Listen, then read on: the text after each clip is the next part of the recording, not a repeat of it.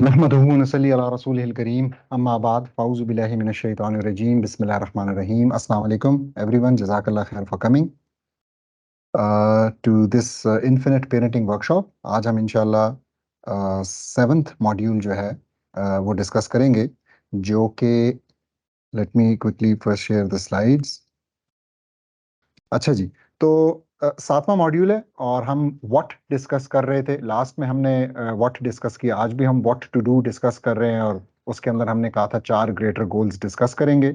तो मैं थोड़ा सा रीकैप पिछले मॉड्यूल्स का दे दूं और उसके बाद फिर हम आगे चलते हैं। तो हमने मॉड्यूल 1 में डिस्कस किया था कि पेरेंटिंग फ्रेमवर्क होता क्या है, फ्रेमवर्क से क्या मुराद है, कैसे डिफरेंट है, ये वाला फ्रेमवर्क क्यों डिफरेंट है, और उसमें इन्फिनिट जो लफ्ज़ हमने इस्तेमाल किया है उसका क्या मतलब है, वो हमें क्या कह रहा है।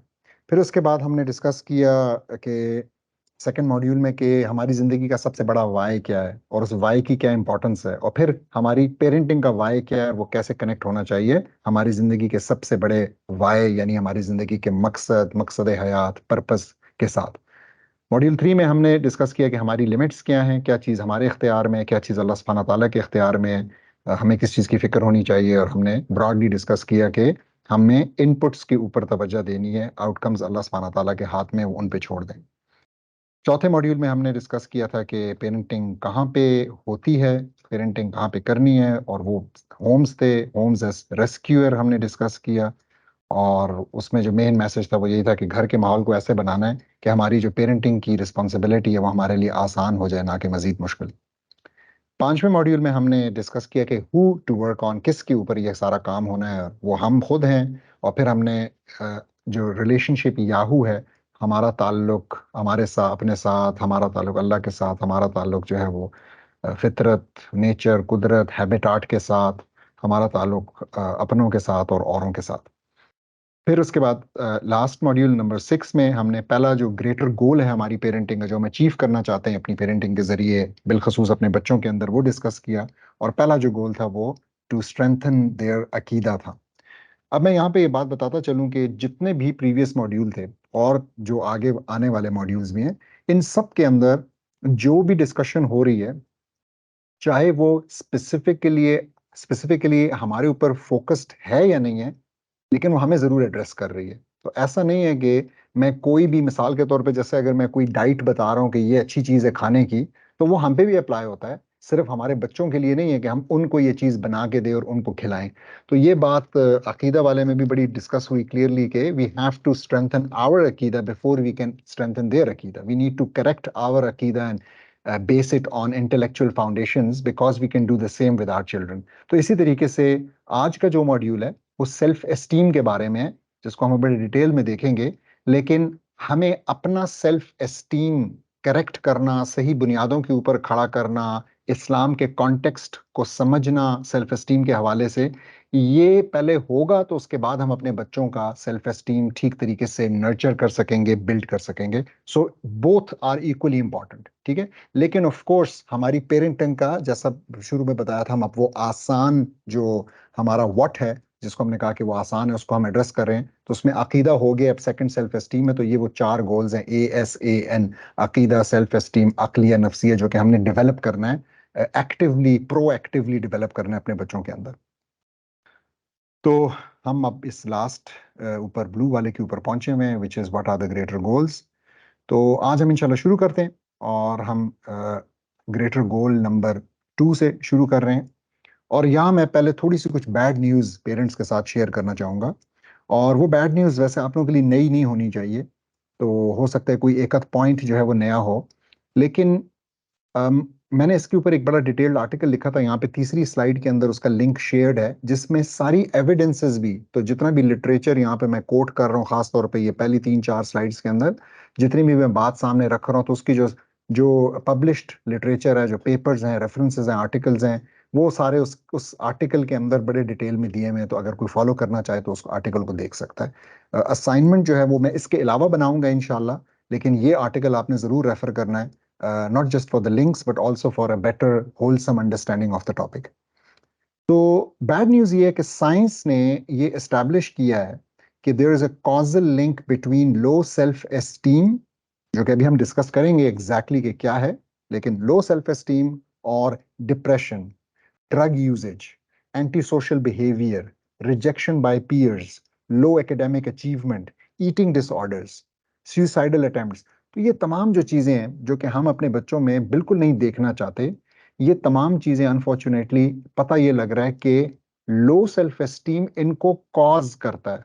अब ये बहुत इंपॉर्टेंट बात है समझना कि इन दो के बीच में कोरिलेशन की बात नहीं हो रही। ये नहीं डिस्कस हो रहा कि जब ये होता है तो ये भी होता है, बल्कि बड़ा मैंने इस लिटरेचर को इसी नजर से देखा, एज अ रिसर्चर मैंने देखा और समझने की कोशिश की, तो मुझे यही समझ में आई कि व्हाट दे से is that low self esteem causes depression.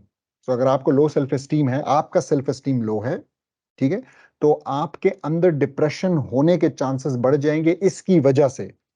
So it could have been the other way around as well कि आप डिप्रेसिव हैं फॉर सम रीजन और वो आपको लो सेल्फ एस्टीम कॉज कर रहा है, मगर ऐसा नहीं है, ठीक है। तो इसी तरीके से आपका सेल्फ एस्टीम, आपके बच्चे का सेल्फ एस्टीम लो है तो उसके चांसेस ड्रग्स इस्तेमाल करने के बढ़ जाएंगे, उसके चांसेस कि वो लोगों से मिलना जुलना ना चाहे और अपने आप तक महदूद हो जाए बढ़ जाएंगे, उसके चांसेस कि उसको उसके साथी उससे ना मिलना चाहें, ना बात करना चाहें, उससे कोई दोस्ती ना करे, ये बढ़ जाएगा। उसकी एकेडमिक अचीवमेंट नीचे जा सकती है, ग्रेड्स एकदम खराब आने लगेंगे। इसी तरीके से आपका बच्चा जो है वो खाने पीने के मामले में उसको इश्यूज आने लगेंगे, हो सकता है वो खाना पीना बिल्कुल छोड़ दे, हो सकता है उसका खाने का रिलेशनशिप, उसका और खाने का रिलेशनशिप बहुत खराब हो जाए और वो बहुत जंक फूड खाने लगे, बहुत ज्यादा खाने लगे, बहुत ऑड टाइमिंग्स पे खाने लगे, ईटिंग डिसऑर्डर्स, ठीक है। इसी तरीके से सुसाइडल अटेम्प्ट्स की बात हुई, जिस पर मैं अभी थोड़ी सी और आगे रोशनी भी डालूंगा।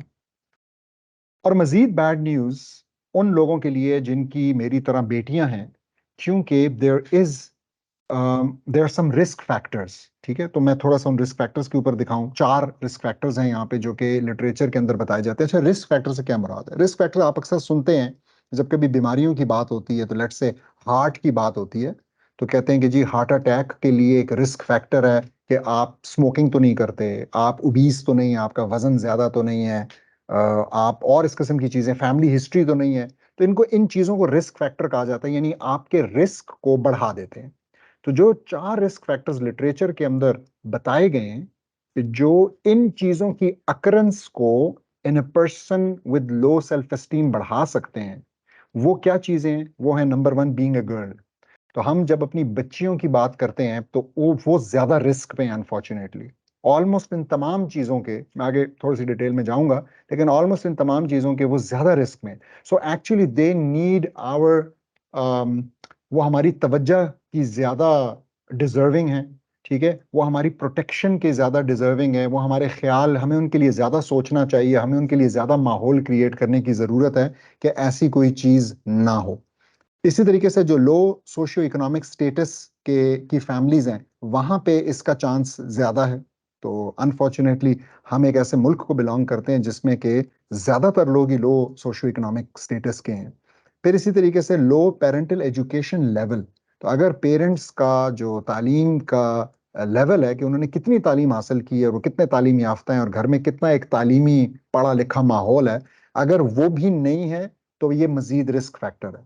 और इसी तरीके से जो फैमिली का स्ट्रक्चर है, बिलखसूस अगर सिंगल पेरेंट फैमिली है, या ये चीज, और या अगर दोनों पेरेंट्स भी हैं और उनकी आपस में नहीं बनती है, तो ये चीज भी इसको एज ए रिस्क फैक्टर काम करती है और लो सेल्फ एस्टीम और उसके प्रॉब्लम्स को बढ़ा देती है। इससे पहले कि मैं अब चलूं इसकी तरफ, ये बताने के लिए मजीद डिटेल में कि लो सेल्फ एस्टीम या हाई सेल्फ एस्टीम या सेल्फ एस्टीम से क्या मुराद है, मैं दो ब्रूटल फैक्ट्स, दो और स्लाइड्स आपके साथ जो है ना शेयर करना चाहूंगा। और एक वो है कि आप सोच सकते हैं कि जी हमारे लिए तो ये कोई रेलेवेंट बात नहीं है, सुसाइड, डिप्रेशन और ईटिंग डिसऑर्डर्स, तो मैंने बस चंद यहाँ पे निकाले हैं। और ये बात सच है कि इसमें से अक्सर मसाइल बाहर ज्यादा हैं अभी, लेकिन हमने शुरू में अपने इस कोर्स के शुरू में ये बात की थी कि अनफॉर्चुनेटली हम इतना कनेक्टेड हैं, अब ये दुनिया इतनी कनेक्टेड है through internet, through various apps, through various social media, कि जो चीज वहां पे आती है, जो ट्रेंड वहां पे आता है, जो बुराई वहां पे आती है, जो भी नई चीज आती है, जो कॉन्सेप्ट मफाहीम वहां पे आते हैं, वो बहुत जल्दी यहाँ पहुंच जाते हैं, ठीक है। तो हमारे हमारे बच्चे उन चीजों से बचे हुए नहीं हैं। तो अनफॉर्चुनेटली ये जो ट्रेंड्स हैं ये भी ट्रेवल कर रहे हैं। और पहले अगर 50 साल लगते थे आने में, और 15 साल पहले अगर 25 साल लगते थे, तो अब हमें पता है कि 5 साल भी शायद नहीं लगते। ठीक है, वही बातें जो वहां पे हो रही होती हैं, वही मूवीज जो वहां पे रिलीज हो रही होती हैं, वो यहाँ पे अगले दिन डिस्कस होना शुरू हो जाती हैं। उसके ऊपर जो है ना, सोशल मीडिया उस कंटेंट से भर जाता है। तो अब अगर हम बात करें, पहले तो पूरी दुनिया की अगर हम बात करें, तो तकरीबन 7 लाख लोग हर साल खुदकुशी से मरते हैं। ठीक है, और इसमें जो नंबर ऑफ अटेम्प्टेड सुसाइड्स है वो इससे कहीं गुना ज्यादा है। सो मे बी डबल से भी ज्यादा है। ठीक है, तो वो फिर किसी वजह से बच जाते हैं, इन टाइम उनको सेव कर लिया जाता है, लेकिन the number is much much higher. इसी तरीके से सुसाइड जो है वो चौथा बड़ा रीजन है डेथ का अमंग 15 to 29 ईयर ओल्ड। ठीक है, तो मतलब ये मजीद हमें थोड़ा सा फोकस करने की जरूरत है और सोचने की जरूरत है कि ये कितनी खतरनाक चीज है टीन एज बच्चों के लिए। इसी तरीके से 77% जो सुसाइड्स हैं वो लो और मिडिल इनकम कंट्रीज में हो रहे हैं। तो ये ख्याल कि ये हमसे बड़ी कोई दूर चीज है, ये बात अब ठीक नहीं रही है। ठीक है, तो अनफॉर्चुनेटली हमारे जैसे ममालिक के अंदर ये रेट अब बढ़ रहा है। और हमें पता है कि यहाँ पे तो अक्सर औकात स्टेटिस्टिक्स भी नहीं अवेलेबल होती हैं, ये सारा डेटा भी ज्यादा कोई ना रिकॉर्ड किया जाता है ना शेयर किया जाता है। तो दुनिया में जो टोटल डेथ्स होती हैं उसमें 1.3% जो है वो सुसाइड की वजह से हो रही है। So it's becoming bigger cause of death. और द ट्रेंड इज ग्रोइंग। जो बड़ी अनफॉर्चुनेट बात है वो ये है कि ट्रेंड जो है वो ग्रोइंग है। तो सुसाइड फॉर इंस्टेंस जो एक मसला है इस लो सेल्फ एस्टीम से related, that's a real thing. दूसरी चीज जो है वो डिप्रेशन। तो अनफॉर्चुनेटली हम देखते हैं कि डिप्रेशन भी शायद हमारे जमाने में ना होने के बराबर था। बहुत से लोग कहेंगे नहीं जी उस वक्त डायग्नोज नहीं होता था। नहीं, आई डोंट थिंक ऐसा है। मेरे ख्याल में जो मेंटल डिसऑर्डर्स थे, जिस किस्म के मेंटल इश्यूज थे, वो वाकई आज से 25-30 साल पहले बहुत कम हुआ करते थे। तो हमें हम इस बात को देख सकते हैं कि अभी ये चीज़ कितना रेज हो रही है, राइज हो रही है। और साथ ही में बहुत से पोल्स भी हमें ये बताते हैं। तो ये गैलप वालों का एक पोल हुआ रिसेंटली इसी साल का यूएस के अंदर, और वो बताता है कि 29% ऑफ अमेरिकन, यानी तकरीबन 1/3 अमेरिकन जो हैं वो अपनी जिंदगी की किसी स्टेज पे डिप्रेशन गुजार चुके हैं। ठीक है, तो प्रॉपर क्लिनिकल डिप्रेशन गुजार चुके हैं। इसी तरीके से ग्लोबल एस्टिमेट ये है कि 5% ऑफ एडल्ट जो है ना वो इस चीज से गुजरते हैं। तो मतलब ग्लोबली भी ये कोई छोटा नंबर नहीं है। 5% को एक इतनी सीरियस एक कंडीशन लाहक होना is something really thought provoking. और यंग पीपल और विमेन, फिर से यहाँ पे अनफॉर्चुनेटली विमेन का जिक्र है कि उनके अंदर हायर रेट्स हैं। तो जब ये यंग यूथ की बात होती है, जब ये विमेन की बात होती है, तो हमारे लिए एज पेरेंट्स पर बहुत ज्यादा परेशानी की बात होनी चाहिए। अच्छा, यूएस के अंदर अब रिकमेंडेशन ये आ गई है कि कोई भी एडल्ट, कोई भी 15-16 साल से ऊपर का बंदा, अगर उसको, अगर वो 15-16 साल से ऊपर है और 65 साल से कम है, वो कहते हैं उसकी स्क्रीनिंग होनी चाहिए। उसकी एंजाइटी के लिए, जो कि एक इनिशियल सी स्टेज है डिप्रेशन की, तो कहते हैं उसकी स्क्रीनिंग होनी चाहिए। ठीक है, तो फिर इसमें लास्ट जो मैं ब्रूटल फैक्ट्स शेयर करना चाहूंगा वो बॉडी इमेज के हवाले से हैं, और ये बहुत ज्यादा हैरान कुन है। और वो ये कि अब अगेन ये यूएस की हैं, क्योंकि स्टेटिस्टिक्स और ये फिगर्स वहां के लिए अवेलेबल है, लेकिन यूएस में पेरेंट्स कहते हैं कि जिन पेरेंट्स से पूछा गया तो 2 in 3 पेरेंट्स, यानी अगेन 66% पेरेंट्स जो हैं वो ये कहते हैं कि उनके बच्चे जो हैं एक्स्ट्रा सेल्फ कॉन्शियस हैं अबाउट देयर अपीयरेंस। तो उनको इश्यूज हैं, वो कहते हैं जी मैं कैसा दिख रहा हूँ, मुझे ऐसा दिखना चाहिए, मैं क्या करूं। तो उनको ये इश्यूज है।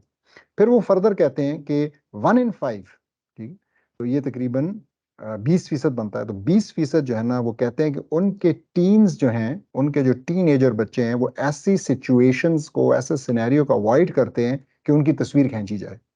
और आप समझ सकते हैं क्यों, because they are too self conscious. तो उनको फिक्र है कि मैं तस्वीर में कैसा लगूंगा या लगूंगी, मैं अच्छा नहीं लगूंगा, लगूंगी। फिर मजीद यूके की एक स्टडी है जो कि 11 से 16 साल के बच्चों के ऊपर हुई, और उन्होंने बताया, उन बच्चों ने कहा कि लुक्स जो है ना उनके लिए बहुत इंतहाई इंपॉर्टेंट है। और आधों ने उसमें से ये कहा, तकरीबन 52% ने ये कहा कि they often worry about how they look, यानी उनको ये प्रॉपर फिक्र रहती है कि मैं अच्छा लग रहा हूँ, अच्छा दिख रहा हूँ कि नहीं दिख रहा। ये सारा मैं किसी वजह से कह रहा हूँ, हमने अभी कुछ एक मेंटल पिक्चर बनाना चाह रहा हूँ। फिर इसके बाद देखा गया कि अच्छा इसकी कॉजेज क्या हैं, इन इनसिक्योरिटीज के क्या कॉजेज हैं। तो ये जिस लिस्ट में लिखे हैं इसी लिस्ट में ये अपीयर होते हैं कि सबसे ज्यादा इट्स अबाउट वेट, उनको अपने वेट के ऊपर है। फिर उसके बाद it's about skin conditions like acne, ठीक है। फिर उसके बाद उनको अपने बालों की हेल्थ की या बालों के दिखने की फिक्र है। फिर उनको अपने दांतों की अरेंजमेंट की फिक्र है कि मेरे दांत जो है ना वो खूबसूरत इनफ दिख रहे हैं कि नहीं।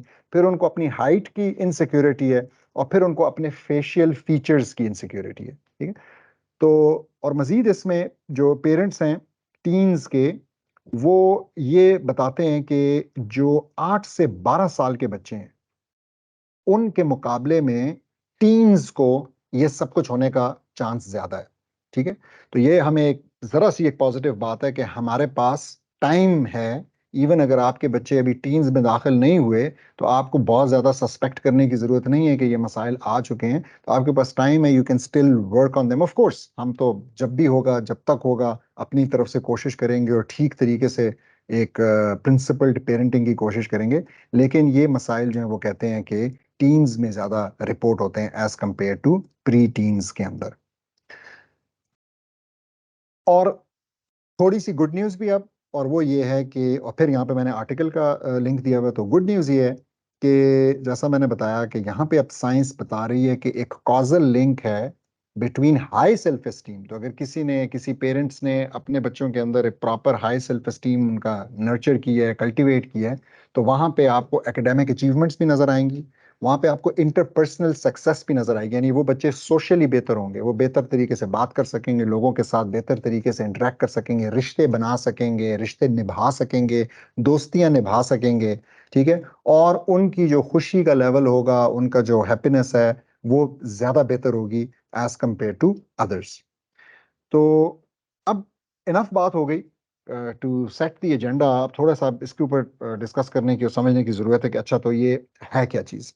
देखिए सेल्फ एस्टीम जो है ना वो एक इंसान का एक ओवरऑल सेंस है कि उसकी क्या वैल्यू है, खासकर अपनी नजर में सेल्फ की बात हो रही है, ठीक है।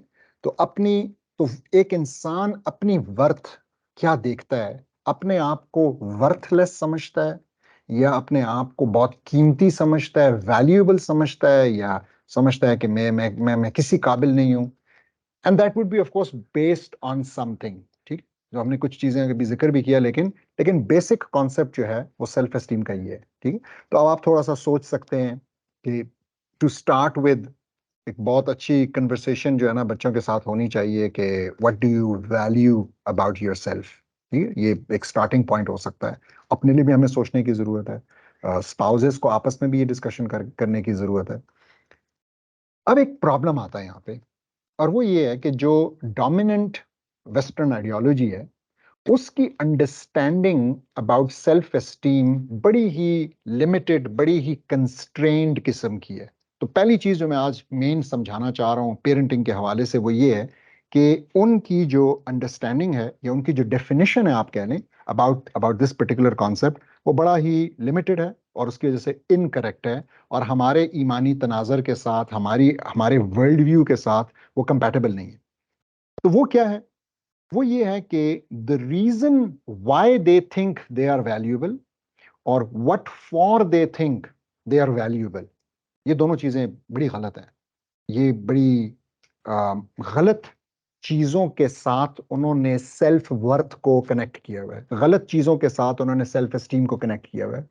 और ये सिर्फ ऐसा नहीं है, बल्कि इसी गलत कनेक्शन की वजह से जो मैंने मसाइल बताए असल में उसी की वजह से आ रहे हैं।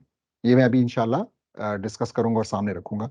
तो अगर ये कनेक्शन वहां से तोड़ के, गलत कॉन्सेप्ट से तोड़ के सही कॉन्सेप्ट, वैल्यू के सही कॉन्सेप्ट के साथ जोड़ दिया जाए तो आपने बस मसला हल कर दिया। बेसिकली हम ये डिस्कस करना चाह रहे हैं कि हमारा एज पेरेंट्स काम ये है कि हम अपने बच्चों का जो सेल्फ वर्थ का कॉन्सेप्ट है उसको ठीक कर दें। आपने वो ठीक कर दिया, बाकी चीजें फिर ऑटोमेटिकली होंगी और बाकी चीजें आसान है घर के अंदर और नर्चर करना, लेकिन असल चीज ये। तो अभी किस चीज के साथ जुड़ा हुआ है आप जानते हैं? अभी इस वक्त सबसे पहले तो पैसे के साथ जुड़ा हुआ है। आज कौन सा बच्चा है जिसको आप किसी का नाम लें और वो जाके उसकी नेटवर्थ ना गूगल करता हो? आज कौन सा बच्चा है जिसको आप किसी के बारे में बताएं और वो ये नहीं देखता हो कि उसके फॉलोअर्स कितने हैं, उसके सब्सक्राइबर्स कितने हैं, वो कितने प्लेटफॉर्म्स पे कितना छाया हुआ है, ये सब कुछ। आज कौन है जो कि ये नहीं सोचता कि अच्छा, अगर किसी किसी कामयाब शख्स की बात हो रही है तो किसी पावरफुल बंदे की बात हो रही है। ठीक है। इसी तरीके से सक्सेस की डेफिनेशन उनके जहन में गलत है, तो वो यही समझते हैं कि यही लोग जिनके पास वेल्थ है, जिनके पास फेम है, जिनके पास पावर है, यही सक्सेसफुल लोग हैं। और इसी तरीके से ब्यूटी के भी बहुत ही सतही, बड़े सुपरफिशियल किस्म के स्टैंडर्ड्स उन्होंने रखे हुए हैं। जो स्टैंडर्ड्स उनको मीडिया ने दिए, जो स्टैंडर्ड्स उनको सोशल मीडिया ने दिए, जो उनको फीड किया गया। और ये एक पूरा कॉन्सेप्ट है, और इसीलिए मैंने यहाँ पे ब्रैकेट्स के अंदर सिक्स साथ लिखा है। आप में से कोई अगर चाहे तो गूगल करे, अगर चाहे तो मैं आपको सेंड भी कर सकता हूँ। ब्यूटी सिक के नाम से एक किताब है। वो किताब एग्जैक्टली ये बता रही है कि आज वेस्ट में करीबन आधी लड़कियां बीमार हैं just because they think they are not beautiful enough. तो जो स्टैंडर्ड्स उनको दिए गए हैं अपने ही वेस्टर्न मीडिया ने, और मुख्तलिफ ये जो ब्यूटी पेजेंट्स होते हैं, अनफॉर्चुनेटली आप लोगों ने देखा होगा कि पाकिस्तान भी इस दफ़ा किसी न किसी तरीके से इस ब्यूटी पेजेंट का हिस्सा बना है। पाकिस्तान के अंदर तो मुनक्किद नहीं हुआ, लेकिन किसी और, आई थिंक कहीं फॉरगॉट, फिलीपींस में या कहाँ पे जाके किया गया है, और मिस पाकिस्तान या मिस यूनिवर्स पाकिस्तान को इस किस्म की चीज़ मुनक्कद की गई है। So slowly they are dragging us into all these things as if we had as if we didn't have enough of our own problems. तो अब ये सारी चीज़ों के अंदर भी हमें खींचा जा रहा है। तो तो ये जो कॉन्सेप्ट्स हैं, ये बड़े सुपरफिशियल हैं, ये बड़े गलत हैं। और जब तक हम अपनी ये डेफिनेशन नहीं ठीक करेंगे, हमारा ये मसला हल नहीं हो सकता, और हम अपने बच्चों का ये मसला भी हल नहीं कर सकते। यहाँ पे एक बात बताना बड़ा ज़रूरी है कि आजकल बहुत से पेरेंट्स जो हैं वो अपने बच्चों को जो स्कूल भेजने का डिसीजन है ना, उसमें एक बहुत बड़ा फैक्टर वो ये रखते हैं कि जी मैं चाहता हूँ मेरा बच्चा फलाने स्कूल जाए ताकि वो बोल्ड हो जाए। तो ये एक लफ्ज इस्तेमाल किया जाता है कि जी वो बोल्ड हो जाए। अब थोड़ी देर के लिए अगर सोचें तो उनके जहन में बोल्डनेस के हवाले से क्या कॉन्सेप्ट होता है? उनके जहन में ये कॉन्सेप्ट होता है कि वो जो है ना अच्छे तरीके से अपने आप को प्रेजेंट कर सके, अच्छे तरीके से कम्युनिकेट कर सके। कुछ पेरेंट्स की ख्वाहिश होती है कि जी अंग्रेजी में बात कर सके, फ्लुएंट अंग्रेजी बोल ले। ये ख्वाहिश होती है कि अगर कोई दो चार लोग बैठे हों तो ये आके बगैर शर्माए, बगैर ज्यादा हिचकिचाहट के अपनी अपना कोई मुद्दा जो है ना उनके सामने रख सके। ये this is what they understand by that. यहाँ पे ये बात बताना बहुत जरूरी है कि ये असल में ये बोल्डनेस नहीं है। या जो बोल्डनेस के नाम पे जो पूरा पैकेज है, जो आपको चीज दी जा रही है, वो असल में एक किस्म की बेबाकी है। यानी आपको, आप कह लें कि थोड़ी एक बदतमीजी है कि बच्चे जो है ना उनको इस तरह रेस किया जाए that they don't care about anything, they don't care about anyone. मुझे कोई परवाह नहीं है आप क्या सोच रहे हैं, आप क्या, मैं तो वही करूंगा जो मेरा दिल चाहता है। And this is not self esteem, by the way. हम अभी आगे जाके इसको देखेंगे, ये कोई सेल्फ एस्टीम की बात नहीं है, ये तो खैर एरोगेंस में आ जाता है। लेकिन ये सोच कि मैं जो भी चाहूं कर सकता हूं और मुझे कोई रोकने वाला नहीं है, कोई टोकने वाला नहीं है, this is not boldness, this is not self esteem. ये बोल्डनेस तो हो सकती है, और ये एक खास किस्म की बोल्डनेस है जो कि मैं तो ये आर्ग्यू करूंगा कि ये लो सेल्फ एस्टीम को रिफ्लेक्ट कर रही है। इसमें कैसे ऐसा ऐसा कैसे हो सकता है कि ये लो सेल्फ एस्टीम को रिफ्लेक्ट कर रही हो? मैं आपसे पूछता हूँ, आजकल बोल्डनेस के नाम पे फॉर इंस्टेंस हमारी जो बहनें हैं, हमारी बेटियां जो हैं ऐसी हैं जो कि दे शो स्किन फॉर इंस्टेंस। ठीक है। तो ये बंद हो गया कैमरा, इसकी लाइट चली गई, यहाँ से भी चला गया ना। सॉरी, मैं जरा इसको सेटिंग कर लूँ। अच्छा जी, sorry, I think we are back online. कोई बंदा अगर कंफर्म कर दे कि आवाज़ क्लियर आ रही है। Yes, sir, you're audible. अच्छा, thank you, I am sorry. आज कुछ थोड़ा सा लैपटॉप में इशू आ रहा है। अच्छा, तो मैं देख लूं कि हम, हाँ अच्छा, हम बोल्डनेस डिस्कस। तो बोल्डनेस जो है, आई डोंट थिंक, मेरे ख्याल में ये नोशन गलत है। लोगों के जहन में ये गलत ख्याल है कि जी बोल्डनेस जो है ना वो कोई बड़ी अच्छी चीज़ है, और उसकी वजह से, जैसा मैंने कहा, ये स्कूल वगैरह का डिसीजन और उसके मुताबिक अपने बच्चों की परवरिश करना और उनके अंदर इस बेबाकी के ऊपर खुश होना कि वो हर एक को जवाब दे सकते हैं और हर वक्त जवाब दे सकते हैं, this is not something really appreciable. ठीक है। इस पे अपने आप में बात की जा सकती है मजीद भी कि हमारे दीन के अंदर तो एक शर्म का कॉन्सेप्ट है, एक हया का कॉन्सेप्ट है। आप जानते होंगे इससे रिलेटेड कुछ अहादीस भी हैं। हज़रत उस्मान गनी रज़ी अल्लाह का जिक्र है कि that's how a Muslim is. तो वो बड़े शर्मीले से थे। तो अगर कोई इवन हमारे हमारे दीनी तनाजुर में मर्दों का, लड़कों का भी शर्माना जो है वो ज्यादा पॉजिटिव है इस किस्म के सोशल कॉन्टेक्स्ट में एज कंपेयर टू इस बेबाकी के जिसको आजकल प्रमोट किया जा रहा है। दूसरी चीज जो मैंने यहाँ पे लिखी वो है कि कॉन्फिडेंस भी does not necessarily reflect a high self esteem. ये बड़ी इंटरेस्टिंग बात है, इसको समझना चाहिए। सेल्फ एस्टीम एक इंटरनल चीज है। ये आपका अपना एक आपकी अपनी सेल्फ वर्थ है कि आप अपने आप को कितना कीमती समझते हैं और क्यों कीमती समझते हैं। कॉन्फिडेंस एक थोड़ी एक्सटर्नल चीज है। तो कॉन्फिडेंस जो है हो सकता है कि वो सेल्फ एस्टीम का नतीजा हो, वो जरूरी नहीं है कि उसका नतीजा हो, एक बात। और दूसरी बात ये है कि कॉन्फिडेंस कुछ स्पेसिफिक चीजों के अंदर नजर आता है। So I could be very confident at talking in English, but I could lack confidence of talking in Arabic. ये माइक जरा अगर ऑफ कर दें प्लीज।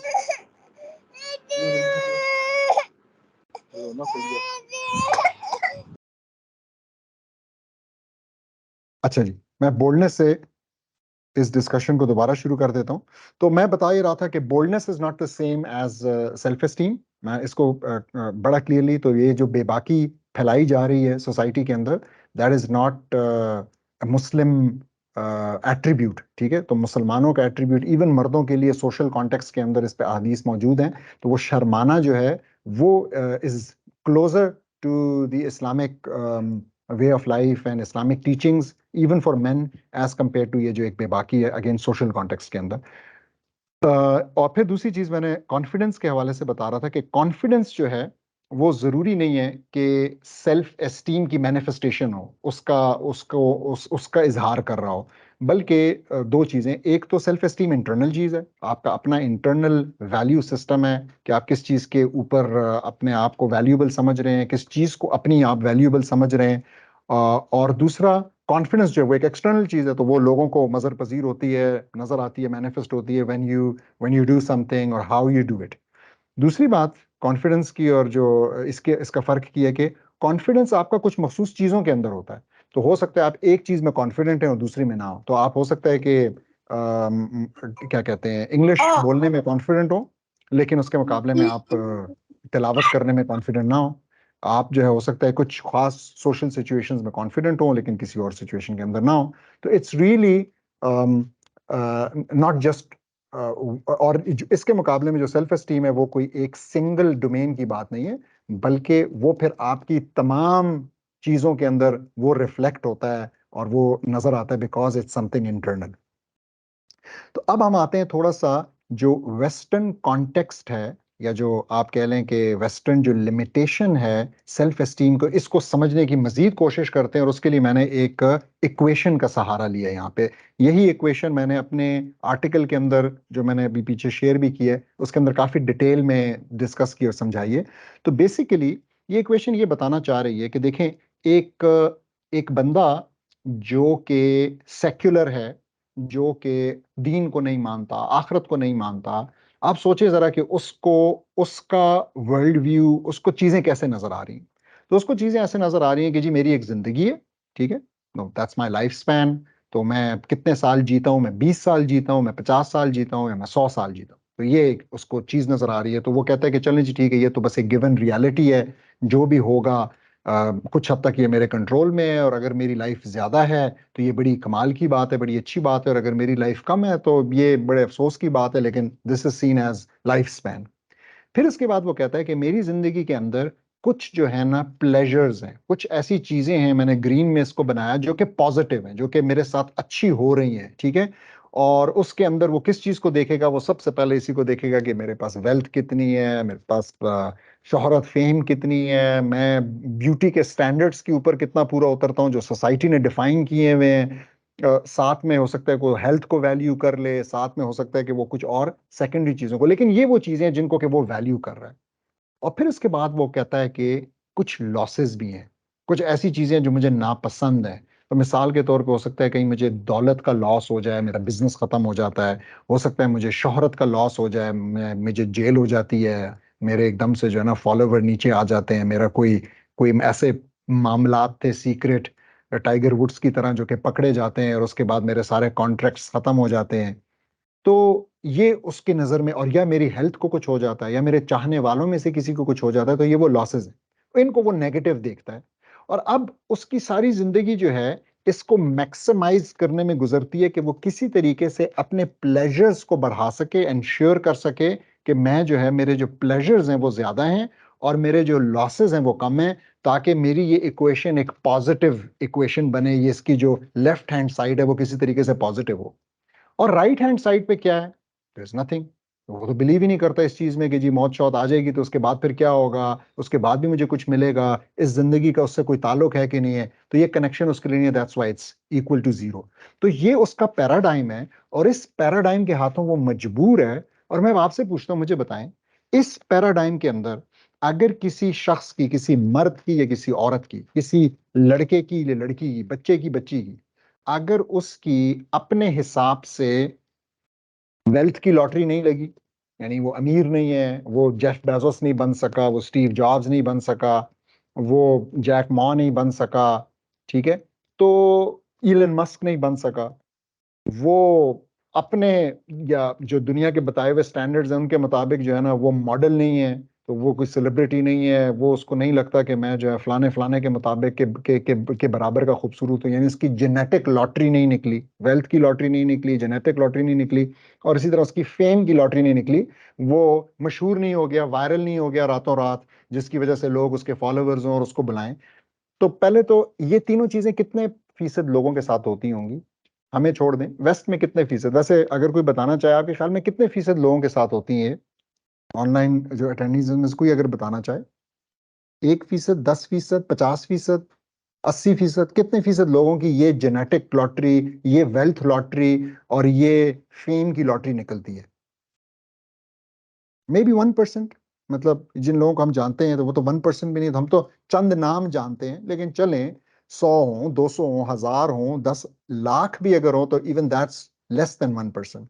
अगर ठीक है तो इतने, लेकिन अगर 1% नहीं है, आर्ग्यूमेंट से हम कहते हैं 10% है, ये बाकी 9%, 90% जो है, इनका क्या बनेगा? इनकी क्या सोच होगी?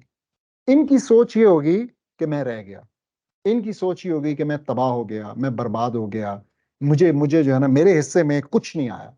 इसी तरीके से ये जो लॉसेस हैं, कितने लोगों को हेल्थ के इश्यूज हैं, कितने लोगों को वेल्थ के इश्यूज हैं, कितने लोगों को कोई भी इस किस्म के, कोई नेचुरल, कितने लोगों की जो जो ख्यालात में जैसा उनको होना चाहिए था, ठीक है, वो उस तरह नहीं है। ये तो बहुत बड़ा नंबर है। तो इसका मतलब ये है कि this is a recipe for social या पर्सनल डिजास्टर, कि लोग अपने आप को कमतर समझेंगे, लोग जो क्राइटेरिया ले रहे हैं सोसाइटी से ले रहे हैं, ठीक है, और उसके मुताबिक अपने आप को नाप रहे हैं, अपनी सेल्फ वर्थ को नाप रहे हैं, और उसके मुताबिक उनकी सेल्फ एस्टीम नीचे जाती जा रही है। कभी उनको लगता है कि मैं बदसूरत हूँ, कभी उनको लगता है कि मैं बदशक्ल हूँ, कभी उनको लगता है कि मैं गरीब हूँ, कभी उनको लगता है कि मेरे ग्रेड्स ठीक नहीं है। और जब ये सब कुछ एक पूरी सोसाइटी को लगे, तो अगर मेरी ये बात ठीक है, आप मुझसे पूछ सकते हैं कि अगर आपकी ये बात ठीक है तो फिर तो पूरी की पूरी सोसाइटी को बीमार होना चाहिए, या सोसाइटी के अंदर एक बहुत बड़ी तादाद लोगों की जहनी बीमार होनी चाहिए। क्या ऐसा है? क्या इस वक्त मैं आपको बताता हूं कौन सा मुल्क है जो कि खुशी के इंडेक्स पे, हैप्पीनेस इंडेक्स पे नंबर 1 आता है? एनीवन जो ऑनलाइन हमारे साथी हैं, किसी को पता है कि कौन सा मुल्क है जो कि 6 बार इन अ रो, 6 times in a row first आया है in terms of on the happiness index last 6 साल से? जी, ऑनलाइन कोई बताना चाहेगा? Norway. Sorry, Norway. Finland Finland it's Finland है। एग्जैक्टली, इट्स फिनलैंड, बिल्कुल ऐसा, ये फिनलैंड है। पिछले 6 साल से मैंने इस पर बड़ा डिटेल्ड आर्टिकल लिखा है, अगर आप मेरे ब्लॉग mindsieves.com के ऊपर जाएं तो आपको मिलेगा भी। आपको पता है जो मुल्क नंबर 1 आ रहा है पिछले 6 साल से, उसके अंदर डिप्रेशन और सुसाइड दोनों में वो टॉप 10 कंट्रीज में आता है। Does that even make sense? यानी the happiest country is also somewhat the most depressed country, the people of the happiest country are also most eager to take their own lives. Does that make sense? Why? इसलिए कि इस इस इस flawed जो index है, इस flawed index के ऊपर तो वो नंबर 1 आ गए, ठीक है, मैंने उस आर्टिकल में बड़ी डिटेल में एक्सप्लेन किया कि ये फ्लॉड क्यों है। लेकिन असल बात ये है कि वो अपने इस कॉन्सेप्ट, इस वर्ल्ड व्यू को कैसे धोखा दें कि अपनी नजरों में वो बेचारे ज्यादातर लोग हार रहे हैं, अपनी नजरों में वो उनकी सेल्फ वर्थ ही कोई नहीं है. So this is the problem. So we just explain the problem. ठीक है. नाउ अब हम फौरन आपके जहन में भी आएगा कि अच्छा तो फिर इस्लाम का क्या कॉन्टेक्स्ट है. तो पहला सवाल आपका ये हो सकता है कि जी आप हर बात में इस्लाम को क्यों ले आते हैं. ठीक है. तो आप कह सकते हैं कि ये जो सेल्फ एस्टीम है ये तो एक एक एक चीज है और एक डेफिनेशन है. नहीं भाई, ऐसा नहीं है. जब हम डिस्कस करते हैं, एक तरफ साइंस है, प्योर साइंस. प्योर साइंस क्या है? प्योर साइंस मैथ्स है. जैसे 1+1 2 है, तो वो जो है ना, मुसलमान के लिए भी 2 है, वो काफिर के लिए भी 2 है, वो मुल्हिद के लिए भी 2 है, वो हिंदू के लिए भी 2 है. इसी तरीके से पानी का टेम्परेचर है कि जी कितने कितने टेम्परेचर पे पानी बॉयल करता है, तो वो 100 डिग्री सेंटीग्रेड है, चाहे वो मुसलमान बॉयल करे या काफिर बॉयल करे. इसी तरीके से कोई लॉज ऑफ मोशन है, वो ग्रेविटी का कॉन्सेप्ट है. ये नेचुरल साइंस है. इसके लॉज, इसके प्रिंसिपल्स चेंज नहीं होते, और इसके लॉज और प्रिंसिपल्स आपके वर्ल्ड व्यू पे डिपेंड नहीं करते, आपकी चश्मे पे नहीं डिपेंड करते. लेकिन ये जो बाकी कॉन्सेप्ट्स हम डिस्कस कर रहे हैं, जैसे कि चाहे वो साइकोलॉजी हो, चाहे वो इकोनॉमिक्स हो, चाहे वो सोशियोलॉजी हो, चाहे वो पॉलिटिक्स हो, वो मेरी और उनकी सेम नहीं हो सकती. ये हो ही नहीं सकता कि वो सेम हो. और ये भी मैंने आपको अभी बताया कि ऐसी डेफिनेशंस जैसे कि सेल्फ एस्टीम, मैं किस चीज के ऊपर अपने आप को वर्दी समझता हूँ, वैल्यूएबल समझता हूँ, ये मेरा और उसका तो सेम हो ही नहीं सकता. इसलिए कि हमारी और उनकी तो इक्वेशन ही सेम नहीं है, जो मैं भी यहाँ पे आपके सामने रखूंगा. हमारी और उनकी इक्वेशन में आसमान जमीन का फर्क है, थोड़ा भी नहीं, आसमान जमीन का फर्क है. तो मैं अभी उसकी तरफ आता हूँ. लेकिन टू स्टार्ट विद, सबसे पहले आप ये देखें कि हमारा मुसलमान का स्टार्टिंग पॉइंट क्या है. हमारा मुसलमान का स्टार्टिंग पॉइंट यहां मैंने साथ में अरबी में लिखा है, बाद उस बिस्मिल्लाह, लक़द खलक़नल इंसाना फी अहसन तक़वीम. ठीक है. So we have certainly created the human in the best of forms. ये सूरह 3 में 4 नंबर जो आयत है उसकी, उसमें अल्लाह सुब्हानहू तआला बता रहे हैं कि जी हमने इंसान, ये किसी खास इंसान की बात हो रही है, ये किसी सेलिब्रिटी या किसी एक्टर की बात हो रही है, ये किसी बिजनेसमैन की, ये सब इंसानों की बात हो रही है. तो अल्लाह सुब्हानहू तआला ने बता दिया कि ये जो जो मेरी क्रिएशन है, आपको भले पसंद ना हो, इसको खुद भले पसंद ना हो, लेकिन ये बेस्ट ऑफ क्रिएशंस है. तो ये स्टार्टिंग पॉइंट हो गया. ठीक है. तो ये अशरफुल मखलूकात है, ये बेस्ट ऑफ क्रिएशंस है. इसी तरीके से हमें दूसरी एक्सट्रीम भी बता दी कि ये जो, एक तरफ हमें ये बता दिया कि असल नुकसान होता क्या है. ठीक है. इन्नल इंसान लफी खुसर, तो हमें जो है ना खुसर की डेफिनेशन बता दी कि खुसर क्या है, क्या चीज है जो कि जो जो जो वाकई तबाही है.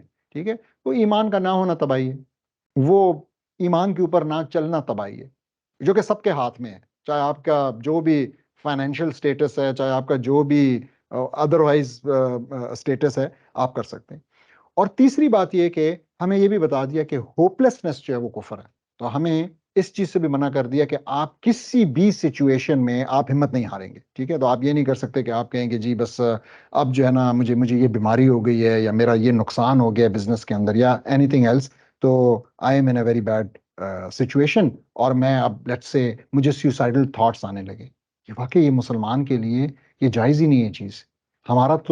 हमारा इस मामले में जो बिलीफ है, जो हमने बच्चों के अंदर इनकलकेट करना है, बार बार करना है, वो है ला युकल्लिफुल्लाहु नफ्सन इल्ला वुसअहा. अल्लाह सुब्हानहू तआला कोई आप पे ऐसा बोझ डालता ही नहीं है जो आप उठा ना सकें. जिसका मतलब यही है कि अगर आपके पास ऊपर कोई बोझ आए, आपको असल में, और आपको खुश होना चाहिए कि अच्छा अच्छा, this is actually good news, मुझे अल्लाह सुब्हानहू तआला बता रहा है कि मैं इसको भी उठाने के काबिल हूँ. मुझे तो पता ही नहीं था, मुझे लग रहा था कि शायद मैं ये नहीं उठा सकूं, लेकिन अगर अल्लाह ताला ने भेजा है, बस बात ही खत्म हो गई. ठीक?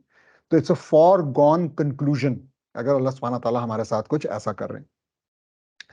तो फिर हमारा जो वर्ल्ड व्यू है, हमें हमें हमारा जो अकीदा है, वो हमें सिखाता है कि हमने कुछ कॉन्सेप्ट्स जो मैं लास्ट में भी डिस्कस किया अकीदा के हवाले से, और अगले में हम फिर जो हम अकलिया डिस्कस करेंगे उसमें हम और डिटेल में जाएंगे कि क्या वो कॉन्सेप्ट्स हैं जो हमारे अकीदा से निकलते हैं. और उसके अंदर कदा का कॉन्सेप्ट है कि अल्लाह सुब्हानहू तआला जो है ना, जो चीज़ों का करने वाला है, और जिन चीज़ों के ऊपर वो कादिर है, और चीज़ों के नतीजे हैं, जिसके अंदर रिस्क आ रहा है और जिसके अंदर अजल आ रहा है.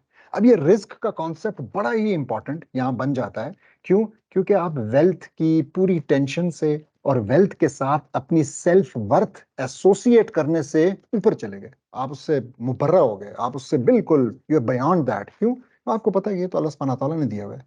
ये जो पूरा कॉन्सेप्ट है कि लोग जाते हैं और वीडियो में पूछते हैं किसी अच्छी सी गाड़ी वाले से कि what do you do for a living, कितना गलत कॉन्सेप्ट है अगर आप सोचें। जो देख देख के हमारे बच्चे बड़े हो रहे हैं। So what do you do for a living, यानी बिल्कुल कनेक्ट कर रहे हैं बार बार के अच्छा तुम्हारे पास अच्छी गाड़ी है इसका मतलब है कि तुम कोई अच्छा काम करते हो। अब कोई जरा सा सोचे कि क्या ऐसा होता है कि हर वक्त सेम जवाब आता है? क्या हर पैसे वाला यही कह रहा है कि मैं ये करता हूँ ये करता हूँ, यानी हर एक का डिफरेंट जवाब आता है? तो ये इवन अगर थोड़ा सा रैशनली भी सोचें तो पता लगेगा कि it's not the same thing, हर कोई कुछ और कर रहा है। और ये वो लोग हैं जिनको अल्लाह सुब्हानहू तआला ने रिस्क दिया हुआ है। So it's not really, it does not really belong to them, ये अल्लाह सुब्हानहू तआला की तरफ से दी हुई एक अमानत है। और इसी तरीके से इसमें उनका कोई कमाल नहीं है। हाँ, मेहनत करना आप पे फर्ज है, ये बिल्कुल क्लियर सी बात, लेकिन आपका रिस्क कमा के उसके ऊपर इतराना, ये समझना कि ये जो है ना इसमें मेरा कोई कमाल था, ये अगेन रेसिपी फॉर डिजास्टर है। और जो लोग ये करते हैं वही लोग जब उनसे छीन लिया जाता है तो फिर डिप्रेशन के शिकार भी होते हैं। वही लोग फिर सोचते हैं कि अब मेरी जिंदगी में कुछ नहीं रह गया और मुझे अपनी जिंदगी खत्म कर देनी चाहिए, क्योंकि उनका टू बिगिन विद कॉन्सेप्ट गलत था। तो ये हमें अपने बच्चों को ये चीज सिखाने की बहुत ही अशद जरूरत है, ये वाले कॉन्सेप्ट। और जाहिर है हम बच्चों को सिखा सकते हैं, आप छोटे बच्चों के साथ डिस्कस कर रहे हैं तो उसके अच्छे ग्रेड्स आए तो आप उसको सिखाएं, बेटा तुमने तो मेहनत की थी, हो सकता है मेहनत कर दीजिए में फिर भी ना आते, और अगर आ गए हैं तो बहुत अच्छी बात है, तुम्हें इसके ऊपर शुक्र करना चाहिए। ठीक है, फिर अच्छा अब हम आते हैं उस इक्वेशन की तरफ। तो हमारी इक्वेशन उनसे कैसे मुख्तलिफ है? तो अगर आप देखें पहला मुख्तलिफ जो है ना लेफ्ट हैंड साइड पे क्या है, वो ये है कि हमने थोड़े से नाम चेंज किए हैं। तो हमने प्लेजर्स को हमने ब्लेसिंग्स कर दिया है। क्यों? ये नाम चेंज क्या फर्क डालता है? ये पूरा आपका जो एटीट्यूड टूवर्ड्स दैट थिंग है चेंज कर लेता है कि आप देख रहे हैं कि ये अल्लाह सुब्हानहू तआला की तरफ से मेरे लिए एक ब्लेसिंग आई है, मेरे लिए एक रहमत है ये, ठीक है, मेरे लिए अल्लाह की तरफ से एक तोहफा है जो मेरे लिए आया है। तो आप अपने रिस्क के ऊपर इतरा नहीं रहे, आप अपनी शक्ल के ऊपर नहीं इतरा रहे, आप अपने ताल्लुकात के ऊपर, अपनी डिग्रियों, किसी चीज के ऊपर नहीं। ठीक है, तो आपको पता है कि अल्लाह की तरफ से ब्लेसिंग है। और फिर जो इससे भी ज्यादा खूबसूरत चीज है वो ये कि जो टेस्ट्स हैं वहां पे जिसको मैंने लॉसेस कहा हुआ था वो भी यहाँ पे ग्रीन में है। कोई बताना चाहेगा ऑनलाइन वाले साथियों में से कि ये ग्रीन में क्यों है? टेस्ट्स कैसे ग्रीन हो सकते हैं? यानी लॉसेस की तरह की चीज हो गई ना, तो ये ग्रीन में क्यों है? यानी इनमें क्या पॉजिटिविटी छुपी हुई है? It's from nature side, so that's why I think. Sorry मुझे नहीं समझ अजर अजर का बायस होंगे। हाँ एग्जैक्टली बिल्कुल आपने सही बताया कि हमारे लिए जो टेस्ट हैं अगर हम इन टेस्ट्स में कामयाब होते हैं, और कामयाबी क्या है? सब्र करना, ठीक है, और उनको ठीक तरीके से दीन के ऊपर रहते हुए उस आजमाइश को गुजारना और अल्लाह के करीब हो जाना उसके नतीजे में। तो अगर हम ये करते हैं तो हमारे लिए अजर का बायस है, वो हमें उल्टा सवाब मिलेगा, तो ये भी हमारे लिए ग्रीन हो गए। और फिर ये सारी की सारी जो हमने गुजारा, अगर इसमें हमारे टेस्ट ज्यादा थे हमारे हिसाब से, हमें लगता है कि जी मेरे तो टेस्ट ही टेस्ट थे और मेरी तो ब्लेसिंग्स बहुत कम थी, ठीक है, तो हमें क्या बताया है? हमें बताया गया कि जी मुसलमान को अगर कांटा भी चुभता है तो उसके उस कांटे चुभने की तकलीफ के एवज गुनाह माफ कर दिए जाते हैं। ठीक है, ये उसके लिए गुड डीड्स का एक बायस बन जाता है। तो इसका मतलब ये है कि हमारी जो ये इक्वेशन है यहाँ पे खत्म नहीं हो रही, क्योंकि ये जो गुड डीड्स हैं ये तो आखिरत है, ये तो मौत के बाद की कहानी है। तो हमारे पास एक इंतहाई बड़ी तसल्ली है कि अगर मैं बाय दुनियावी standards if I am a nobody, मुझे फिर भी कोई परेशानी नहीं होनी चाहिए। मुझे परेशानी इसलिए नहीं होनी चाहिए कि इसके साथ ना मेरी सेल्फ वर्थ कनेक्टेड है और ना इसके साथ मेरी आखिरत जुड़ी हुई है। तो मेरी आखिरत जो है वो तो इस बात के साथ जुड़ी हुई है कि मैं अल्लाह सुब्हानहू तआला के बताए हुए दीन पे मैं अपनी जिंदगी के मकसद में कितना जो है उसके ऊपर रहता हूँ और कितना उसमें कामयाब होता हूँ। अब हैविंग सेड दैट, मैं थोड़ा सा सीरा का भी पर्सपेक्टिव देना चाहूंगा और तीन वाकयात यहाँ पे क्विकली शेयर करूंगा before we move on to the more practical aspect of today's discussion. और इंशाल्लाह हम 15 मिनट के अंदर वाइंड अप कर देंगे। आई एम सॉरी हम 10 मिनट लेट स्टार्ट किया, फिर बीच में भी लैपटॉप बंद हो गया तो उसकी वजह से थोड़ा सा टाइम ओवर हो गया। तीन वाकयात, पहला जो यहाँ पे मैंने साइड पे कोट भी किया हुआ है, अब्दुल्ला इब्न मसूद रज़ी अल्लाह अन्हु का वाकया। आप जानते होंगे कि बड़ा मशहूर है कि जी वो एक दफा एक दरख्त के ऊपर चढ़े, कुछ पता नहीं मसवाक तोड़ रहे थे या क्या कर रहे थे, और बाकी सहाबा नीचे से उनको देख रहे थे। आंधी चली, वो गिर गए, उनका इजार ऊंचा हुआ और उनकी टांगें नजर आई सहाबा को, और कहते हैं कि वो बहुत ही पतली टांगें थी, डंडियां सी थी शायद। तो सहाबा हंसने लग गए। अब रसूलुल्लाह सल्लल्लाहु अलैहि वसल्लम का ये मामूल था कि जब सहाबा हंसते थे वो भी साथ हंसते थे, जब सहाबा रोते थे वो भी रोते थे, जब रसूलुल्लाह सल्लल्लाहु अलैहि वसल्लम हंसते थे सहाबा हंसते थे। लेकिन ये चीज जब हुई तो रसूल सल्लल्लाहु अलैहि वसल्लम he became serious, may be even towards angry, और उन्होंने सहाबा से पूछा कि तुम क्यों हंस रहे हो? सहाबा ने बड़ा क्लियर बताया कि या रसूलल्लाह, हम देख के हैरान हो गए, इसकी तो इतनी पतली पतली टांगे हैं। तो रसूल सल्लल्लाहु अलैहि वसल्लम ने एक बहुत ही पर्सपेक्टिव चेंजिंग बात की।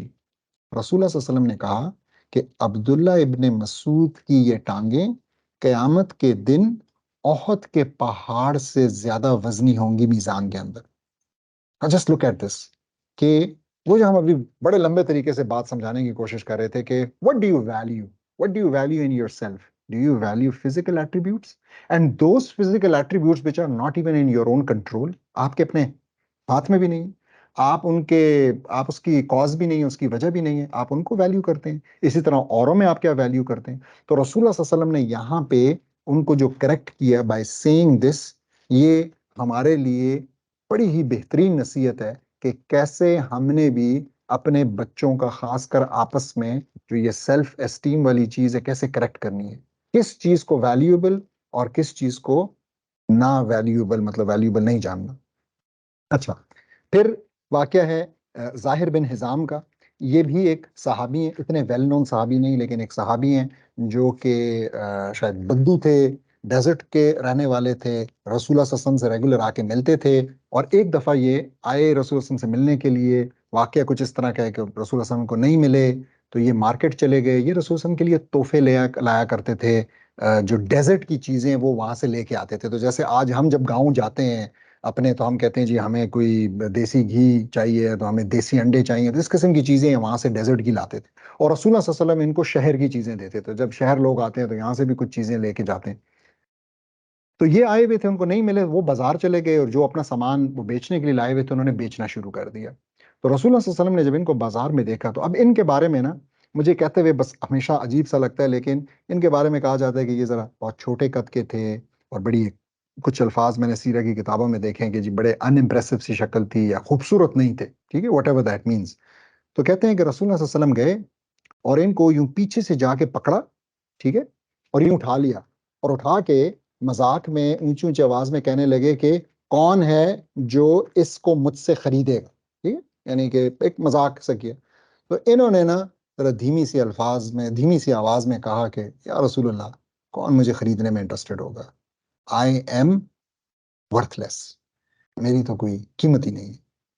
तो रसूलुल्लाह सल्लल्लाहु अलैहि वसल्लम ने जब ये बात सुनी, तो आगे से उन्होंने अगेन पर्सपेक्टिव चेंजिंग जवाब दिया, और रसूलुल्लाह सल्लल्लाहु अलैहि वसल्लम ने कहा, in the eyes of the people you might be worthless, but in the eyes of अल्लाह सुब्हानहू व तआला तुम जो है ना इनवैल्यूएबल हो, तुम इतने वैल्यूएबल हो कि तुम्हारी कोई कीमत लगाई ही नहीं जा सकती है।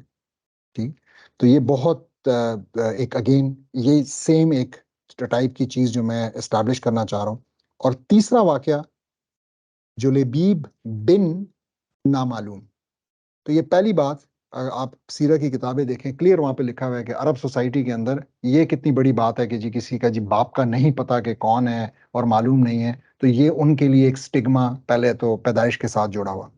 फिर उसके बाद ये जो नाम है, मैं हमेशा कहता हूँ कि मैं वैसे चेक करूंगा, लेकिन अरबी में जो ये वर्ड है जुलेबीब, इसका मतलब है टेढ़ा मेढ़ा, बिगड़ा हुआ, डिफॉर्म्ड। इंग्लिश में जो लिखा हुआ था, किताबों में लिखा हुआ था डिफॉर्म्ड, तो उनका नाम ये रखा हुआ है। मैं ये चेक करना चाह रहा था, अगर किसी भाई को पता हो तो बता भी सकता है कि शायद, मुझे लगता है कि ये जो हमारे यहाँ जलेबी लफ्ज है, शायद वो इस अरबी जुलेबी लफ्ज से कहीं जुड़ा है, क्योंकि वो भी इसी तरीके से डिफॉर्म्ड सी एक चीज होती है। तो जुलेबी रज़ियल्लाहु जो थे, वो बहुत ही छोटे कद के, बहुत ही, बताते हैं कि उनकी कोई मैं अगेन मुझे नहीं अच्छा लगता कहते, लेकिन डिफरेंट सी शक्ल थी, और लोग उनके साथ बैठना भी नहीं पसंद करते थे, लोग उनके साथ बातचीत नहीं करते थे, because of his looks, because of his external appearance. और रसूलुल्लाह सल्लल्लाहु अलैहि वसल्लम क्या करते हैं? रसूलुल्लाह सल्लल्लाहु अलैहि वसल्लम मदीना में जो एक बड़ा सरदार है, जिसका मदीना में मशहूर है, जिसकी बेटी मशहूर है कि ये जो है ना एक इंतहाई परहेजगार और एक इंतहाई नेक और एक इंतहाई खूबसूरत खातून है, तो उनके घर जाते हैं और उनके उस मदीना के सरदार को कहते हैं, अंसार में से थे वो, तो उन अंसार के सरदार को कहते हैं कि मैं तुम्हारी बेटी का रिश्ता मांगने आया हूँ। वो अंसार जो है ना बहुत खुश हो जाते हैं कि जी ये तो भाग खुल के रसूलुल्लाह सल्लल्लाहु अलैहि वसल्लम रिश्ता मांग रहे हैं अपने लिए। तो रसूलुल्लाह सल्लल्लाहु अलैहि वसल्लम फौरन क्लैरिफाई करते हैं कि अपने लिए नहीं। वो कहते हैं या रसूलुल्लाह किसके लिए? कहते हैं जुलेबीब के लिए। तो दैट वाज नॉट गुड, उनको नहीं अच्छी लगी ये बात। तो उन्होंने जो है ना फौरन कहा कि अच्छा मैं इस बारे में बात नहीं कर सकता, I have to first talk to my wife. ठीक है। तो वो चले जाते हैं और अपनी बीवी को कहते हैं। तो वो जाते हैं अपनी बीवी को भी इसी तरीके से सुनाते हैं कि रसूलुल्लाह सल्लल्लाहु अलैहि वसल्लम आए हैं और उसका रिश्ता, हमारी बेटी का रिश्ता मांग रहे हैं। तो वो भी बड़ी खुश होती है एकदम से। और फिर वो कहते हैं कि नहीं, वो अपने लिए नहीं मांग रहे। कि किसके लिए मांग रहे हैं? जुलेबीब के लिए। तो वो शायद कसम खा लेती है कि ये मैं नहीं होने दूंगी, ऐसा नहीं हो सकता। वो बहुत जो है ना इमोशनल हो जाती है, वो जो वालदा थी उस खातून की। और ये डिस्कशन जो है ना वो बेटी सुन लेती है। तो वो सुन लेती है तो वो आके कंफर्म करती है कि अपने वालिद साहब से पूछती है कि ये रसूलुल्लाह सल्लल्लाहु अलैहि वसल्लम खुद आए हैं, ये रसूलुल्लाह सल्लल्लाहु अलैहि वसल्लम की ख्वाहिश है? वो कहते हैं हाँ। कहते हैं अगर उनकी ख्वाहिश है तो I will not say no. ठीक है। तो जो कुछ नरेशंस हैं उनके मुताबिक they get married. Next day ही जुलेबीब रज़ी अल्लाह अन्हु जो हैं वो कॉल आती है जिहाद की। तो it's just a marriage of one night शायद, जो मुझे अगेन समझ आई। और नेक्स्ट डे ही वो जिहाद पे जाते हैं। और जब वो ख़त्म होता है मार्का, तो रसूलुल्लाह सल्लल्लाहु अलैहि वसल्लम जो है वो चेक कर रहे होते हैं, ढूंढ रहे होते हैं कि कौन जो है ना बच गया है, कौन जख्मी है, कौन फौत हुआ है। तो उनको जुलेबीब नहीं मिलता। तो वो पूछते हैं लोगों से कि जुलेबीब को देखा है? जुलेबीब वो परेशान होते हैं। तो फिर एक जगह पहुंचते हैं और वहां पे उनको जुलेबीब नजर आते हैं। तो वो शहीद हो चुके होते हैं और उनके साथ 7 लाशें पड़ी होती हैं। ठीक। तो वो कहते हैं, बताते हैं कि जुलेबीब ने इन 7 लोगों को मारा और उसके बाद फिर ये शहीद हुआ। फिर उसके बाद वो कब्र खुदवाते हैं और अपने हाथों से, यानी वाज वेरी स्मॉल, तो अपने हाथों से उठा के खुद उनको कब्र में उतारते हैं। और उसके बाद कब्र के सरहाने खड़े होके एक बात कहते हैं, जो कि आप सोचें कि अगर आपके लिए, मेरे लिए कोई भी कह दे, कोई भी जिसको हम बड़ा आदमी समझते हो कह दे तो हमें कैसा लगे, और अगर रसूलुल्लाह सल्लल्लाहु अलैहि वसल्लम कह दें तो फिर क्या लगे। तो वो कहते हैं कि मैं जुलेबीब से हूं और जुलेबीब मुझसे है। तो ये बात कह के उनको वहां पे दफनाया जाता है। तो अब आप अगर देखें तो किस तरीके से रसूलुल्लाह सल्लल्लाहु अलैहि वसल्लम ने सहाबा के जो सेल्फ एस्टीम था उसको कैसे नर्चर किया, उसको कैसे डायरेक्शन दी, उसको कैसे करेक्ट किया, उसको कैसे हिफाजत की उसकी, कि उसके ऊपर कोई आंच ना आ सके। So we need to learn that. और साथ ही मैं लास्ट पॉइंट यहाँ पे वो अगली स्लाइड पे एक्सप्लेन हुआ बताता चलूं कि अगर आप सोचें तो ये जो इकबाल की खुदी का कॉन्सेप्ट है, तो ये क्या है? ये सेल्फ एस्टीम है। बार बार यही बात हो रही है कि खुदी को मेंटेन करना है, और खुदी जो है ना, तो ये हर इंसान के अंदर एक खुदी है और उसको उसके उसको कैसे प्रिजर्व करना है। तो ये जो है बहुत ही मशहूर, जो सबको ही शेर आता है, खुदी को कर बुलंद इतना कि हर तकदीर से पहले खुदा बंदे से खुद पूछे बता तेरी रजा क्या है। तो ये उसी सेल्फ एस्टीम की बात हो रही है कि आप जो है ना ये दुनियावी स्टैंडर्ड से बेनियाज हो जाएं, आप इनसे ऊपर हो जाएं, आप इनके नीचे ना रहें। क्योंकि जब तक आप इनके नीचे रहेंगे, आप एक फॉलोवर रहेंगे, आपके बच्चे फॉलोवर्स रहेंगे, वो कभी लीडर्स नहीं बन सकेंगे, वो कभी बड़ा काम नहीं कर सकेंगे। हैविंग सेड दैट, अब मैं मजीद दो बड़ी इंटरेस्टिंग बातें डिस्कस करना चाह रहा हूँ यहाँ। एक चीज बड़ी इंपॉर्टेंट ये है कि इसको जरा सा समझने के, ये अर्ली ईयर्स, जब हम छोटे बच्चों की बात करते हैं, तो मैं आपके सामने एक आप कह लें कि थीरी या अपनी एक समझ रखना चाहता हूँ, जो मैंने कुछ बड़े ही अच्छे स्कॉलर्स से, बड़े अच्छे रिसर्चर्स से डिस्कस की है और उनसे मैंने समझी है। और वो ये है कि देखें, बल्कि इससे पहले मैं, आप सब जानते होंगे कि एक फेमस सेइंग है जिसको एट्रीब्यूट किया जाता है हजरत अली के साथ। कुछ लोग इवन कभी कहीं पे हदीस के हवाले से भी तकरीबन इन्हीं वर्डिंग्स में मिलती है, लेकिन हजरत अली के साथ इसको बहुत ही मुस्तनद उससे किया जाता है। Again I am not 100% sure, लेकिन ये बताइए। और वो ये है कि जी आप जो है ना पहले 7 साल बच्चे के साथ खेलें, दूसरे 7 साल यानी अगले 7 साल आप अपने बच्चे को पढ़ाएं या डिसिप्लिन करें, और उसके बाद अगले 7 साल जो है ना आप उसको मशवरा दें, एडवाइस करें, उसको बताएं कि उसको क्या करना चाहिए। तो यानी सबसे पहले आपने बिल्कुल ढीला रखा मामला, सिर्फ खेल कूद, ठीक है, 7 साल। फिर उसके बाद आपने इंतहाई डिसिप्लिन एक रिजीम रखा उसके लिए, जिसमें कि आपने उसको आप कह लें कि कुछ बना दिया, उसको कुछ सिखा दिया, कुछ बना दिया, उसको डिसिप्लिन सिखाया, सारा कुछ किया, और फिर उसके बाद आपने उसको एज अ मैन ट्रीट करना शुरू किया और आपने उसको मशवरा देते हैं और आप समझते हैं कि अब ये अपनी मर्जी कर सकता है और उसको अपनी मर्जी करना चाहिए, लेकिन आप उसके वो जो है ना एडवाइजरी बोर्ड में शामिल हो गए, तो आप चाहते हैं कि अब आप उसको एडवाइस करें लेकिन डिसीजन उसका अपना हो। अब मैं नहीं कह रहा कि इसको मतलब अगर कोई इसको बिल्कुल ऐसे लेता है ठीक है, लेकिन maybe there could be a discussion of कि ये 7 ही साल होने चाहिए, या अब जो टेक्नोलॉजी और जिस तेजी से चीजें हो रही हैं तो इज इट कि ये कहीं पे टाइम कुछ कम कर लें, पहले 5 साल की बात करें, आगे 5 साल की बात करें, आई डोंट नो।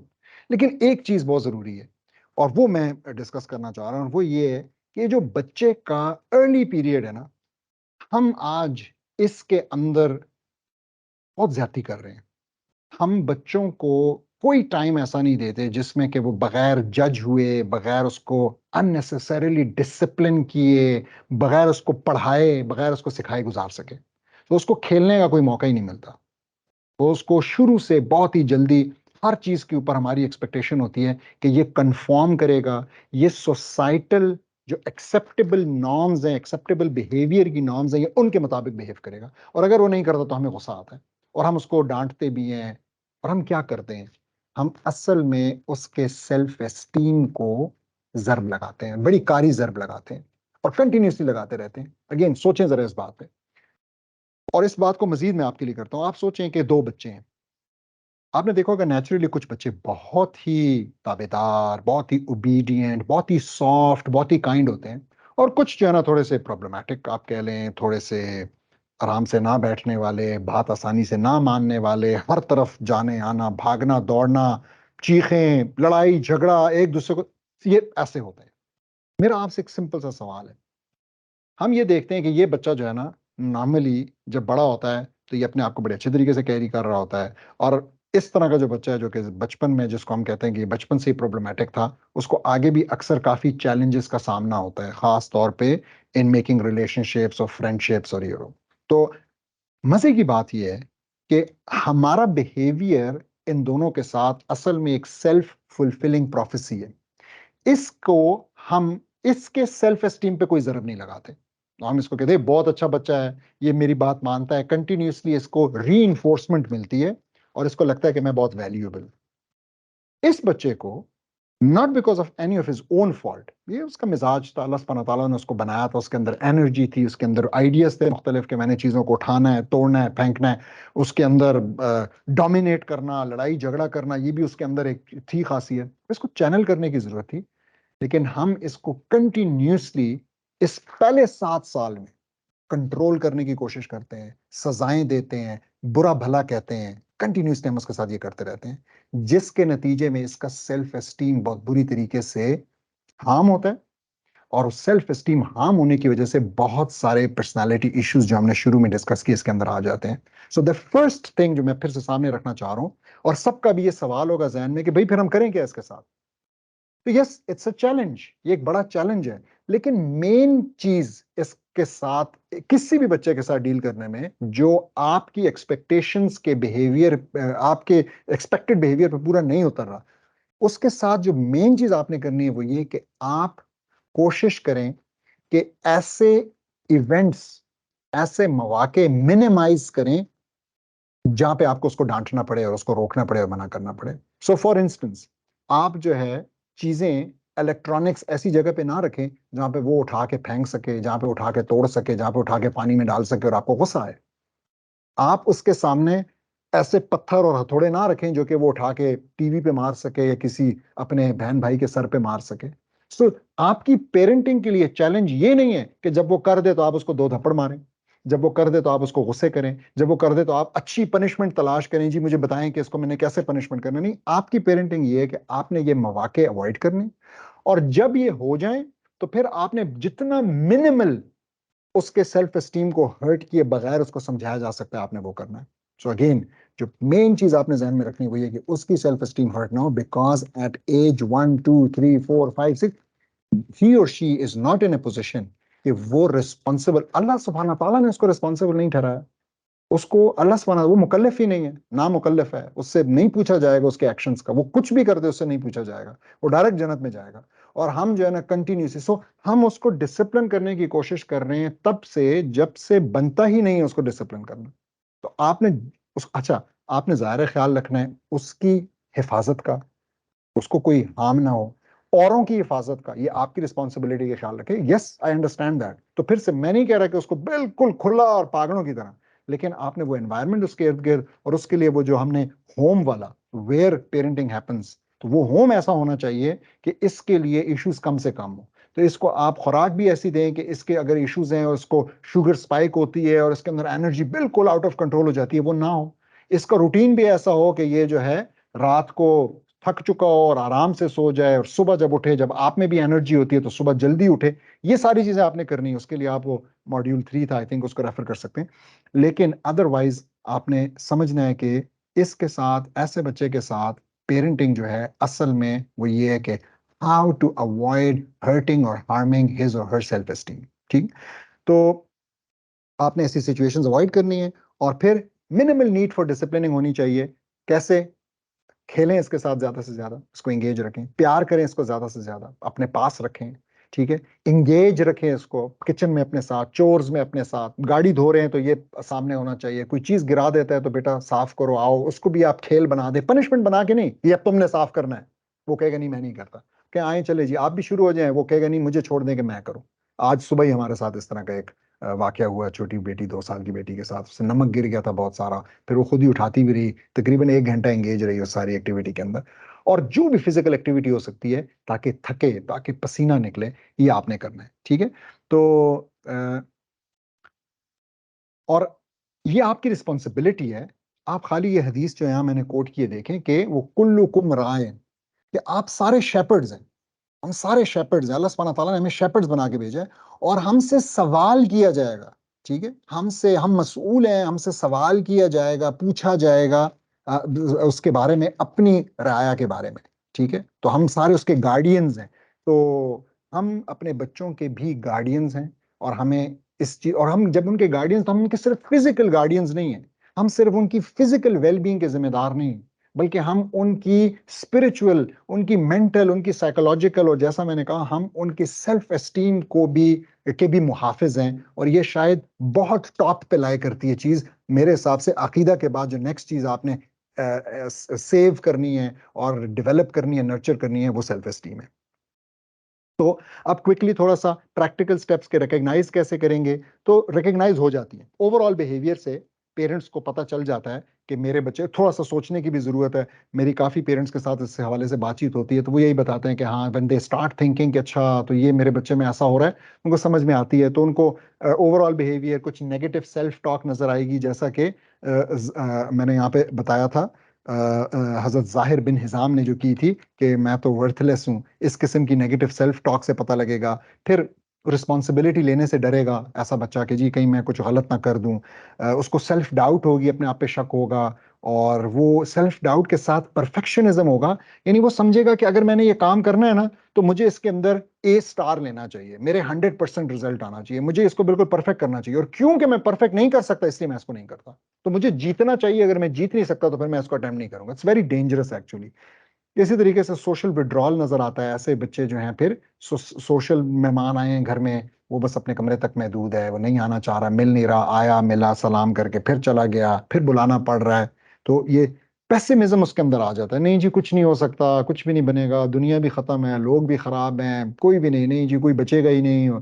ये बड़ी खतरनाक चीज। और जाहिर है ये कहाँ से आती है, ये सारा दिन जब हमारी बातें सुनते हैं पेसिमिस्टिक, जो हम सारा वक्त कहते रहते हैं, तो उनके अंदर भी आ जाता है। और इसी तरीके से रिलेशनशिप प्रॉब्लम्स में भी ये, तो दैट पर्सन, ही और she will have issues in forming relationship with the siblings, with friends, with parents, with teachers, with students, हर एक के साथ। ठीक है, आपको ये चीज नजर आती है। कॉजेज अब क्या हैं, तो देखें, हम तो थ्रू आउट यही बात कर रहे हैं कि सबसे बड़ा कॉज जो है वो बैड पेरेंटिंग है, सबसे बड़ा कॉज। तो मतलब it was the responsibility of the parents के 7 साल का होता बच्चा, आपने ऐसा सेल्फ एस्टीम एस्टेब्लिश किया होता कि उसको कोई चीज हिला ना सकती अपनी जगह से। हमने ये नहीं किया, हमने नहीं किया, उसके बाद अब आगे जो हो रहा है इन अ वे हम उसके जिम्मेदार हैं। ठीक है। अब देखें रसूलुल्लाह सल्लल्लाहु अलैहि वसल्लम की दो हदीस हैं बड़ी मिलती जुलती, मैंने नीचे ना कोट भी की हुई है, स्टैरिक के साथ लगाई हुई है। तो एक में रसूलुल्लाह सल्लल्लाहु अलैहि वसल्लम कहते हैं द ट्रू मुस्लिम, ठीक है, और दूसरे में वो कहते हैं द बेस्ट अमंगस्ट मुस्लिम्स। तो वो कौन है? वो कहते हैं जी वो शख्स है जिसके हाथ से और जिसकी जबान से दूसरे लोग पनाह में हों, दूसरे लोग उसका खतरा महसूस ना करें, ठीक है, उससे बचे हुए हों। अब यहाँ पे मैंने ये अपने आर्टिकल में लास्ट टाइम रीडिंग असाइनमेंट में भी दिया था कि देखें, आप मुझे बताएं इसके सबसे ज्यादा हकदार इस पनाह का, इस हिफाजत का कौन है? हमसे ताकतवर या हमसे कमजोर? हमसे बड़ा या हमसे छोटा? भाई हमसे बड़ा और हमसे ताकतवर को तो हम वैसे भी कुछ नहीं कह सकते, उससे हमें वार्न करने की क्या जरूरत है? हम पागल हैं कि जाके उसके साथ पंगा लेंगे? ये तो नॉर्मली ये तो ऐसा होता ही नहीं है। तो ये हदीस तो असल में आई है उनके लिए जो हमसे छोटे हैं, जो हमसे कम ताकत वाले हैं, और उस कैटेगरी में सबसे ज्यादा फिर हकदार कौन है इस हिफाजत का? हमारे बच्चे, जिनको हमारे कंट्रोल में दिया है, जिनके हम सब कुछ हैं, जो हमारी रियाएं हैं, जिनके हम शेपर्ड है, ठीक है, क्योंकि हम उनके साथ कुछ भी कर सकते हैं। तो हमें ये समझना है कि ये उनको हमसे सेफ रहना है। और फिर से इस सेफ्टी के अंदर जबान का भी जिक्र है, तो ये बहुत इंपॉर्टेंट है। मैं इंशाल्लाह इसके ऊपर इस दफा की जो रीडिंग असाइनमेंट बना रहा हूँ, मैंने थोड़ा सा उस पर भी काम शुरू किया, अभी पिछली वाली भी रहती है, आई नो दैट, और वो क्विज भी रहता है। इंशाल्लाह आई होप कि इस हफ्ते के अंदर ये दोनों आ जाएंगे, पुराने वाले का भी और नया वाले का भी। लेकिन वो जो मैं इसके लिए जो बना रहा हूँ, तो उसका नाम ही मैंने रखा है पेरेंटिंग इज कम्युनिकेशन। अगर पेरेंटिंग करनी है, you have to learn communication, कि आपने कैसे बात करनी है, कैसे आपने खामोश रहना है, कैसे आपने नॉन वर्बल कम्युनिकेशन करनी है, कैसे आपने अपने अपने जेस्चर से क्या इंप्रेशन देना है, ठीक है। This is parenting. अगर एक पेरेंट को ये नहीं आती तो पेरेंटिंग नहीं कर सकता। और इसी तरीके से अगर आपकी ये हार्म कर रही है आपके बच्चे को और उसके सेल्फ एस्टीम को, तो ये ठीक पेरेंटिंग नहीं हो रही है। इसी तरीके से आप देख सकते हैं कि जो पीयर प्रेशर है आजकल बहुत ज्यादा है। हमारे बच्चे जो हैं अपने क्लास फेलो से, अपने दोस्तों से बहुत सी गलत एक्सपेक्टेशंस लेके आते हैं। और यहाँ पे फिर वो बात आती है कि अगर स्कूल में डालना ही है तो बहुत सोच समझ के डालना है। स्कूल में डालने का डिसीजन जो है उसको इजी नहीं लिया जा सकता। मैं एक बात जरूर यहाँ पे कहूंगा कि भाई आपके स्कूल जो आप चूज कर रहे हैं अपने बच्चे के लिए, अगर आपके घर के माहौल को रिफ्लेक्ट नहीं करता, then it's not the correct school. फिर आप स्कूल में ना डालें प्लीज।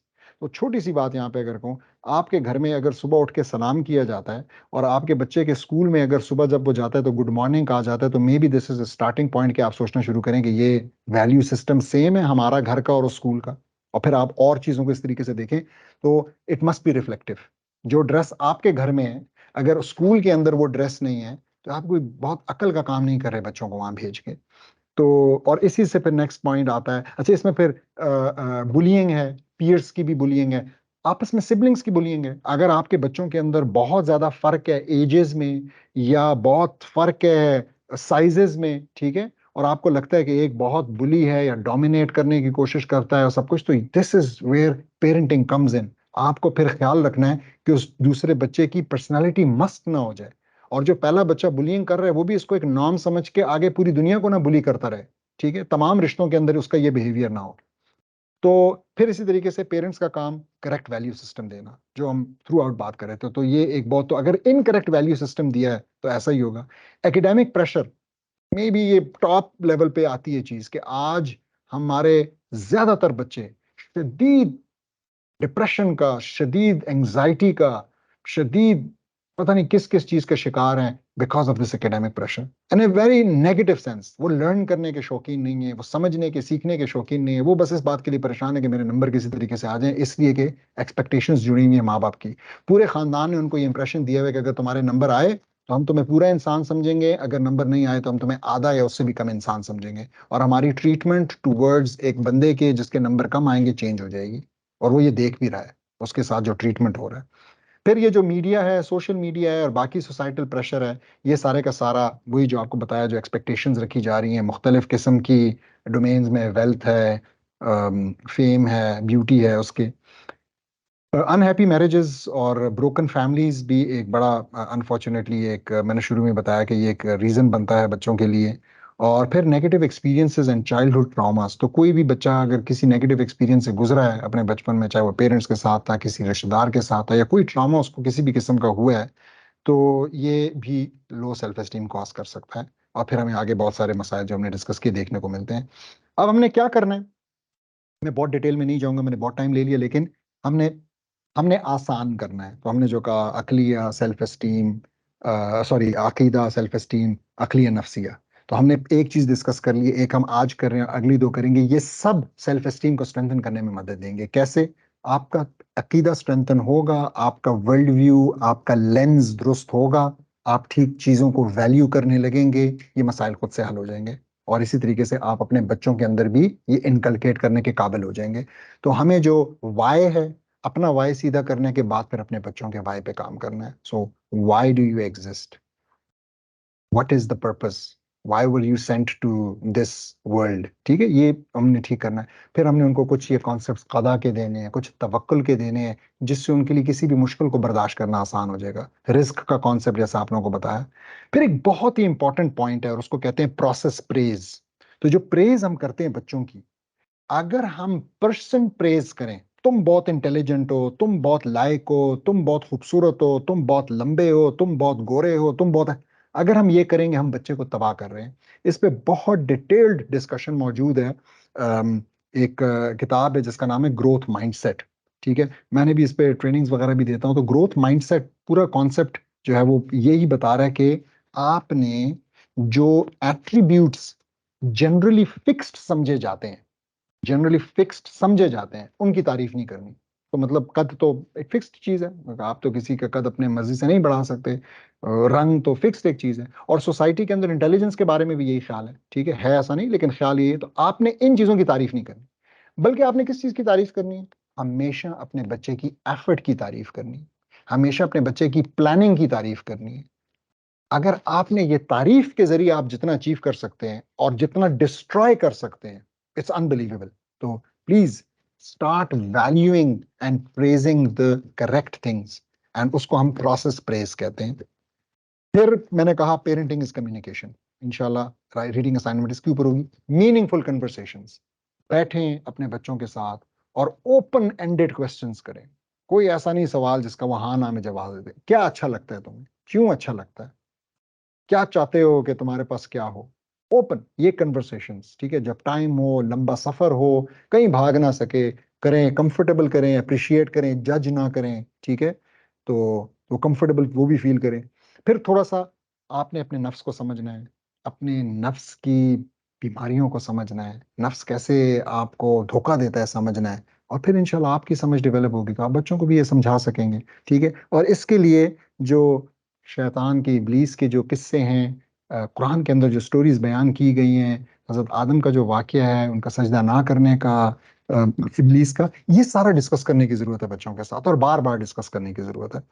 फिर इसी तरीके से कंपनी पे बहुत फोकस करना है, बहुत ज्यादा फोकस करना है। मैंने यहाँ पे जो हदीस कोट की हुई है वो क्या है कि a man follows the religion of his friend, too each one should consider whom he makes his friend. तो बच्चों के, आप भी अपने बच्चे के दोस्त बनिए, लेकिन अपने बच्चों की कंपनी पे भी जोर दीजिए। आप मिलें उनसे, आप अपने बच्चों के दोस्तों से अर्ली मिलने की आदत बनाएं, उनको घर बुलाएं, उनके साथ टाइम स्पेंड करें, उनको इन्फ्लुएंस करने की कोशिश करें, उनको समझने की कोशिश करें कि इनका क्या। और फिर से स्कूल में मैंने जो आपको बताया, अगर एक बहुत बड़ा फर्क है तो वहां से जो दोस्त मिलेंगे वो भी उसी फर्क माइंडसेट के मिलेंगे, उसी फर्क वैल्यू सिस्टम के मिलेंगे, और उसका बड़ा नुकसान हो सकता है। सो स्कूल वाली चीज बड़ी नाजुक सी चीज है, उस पर गौर करने की जरूरत है।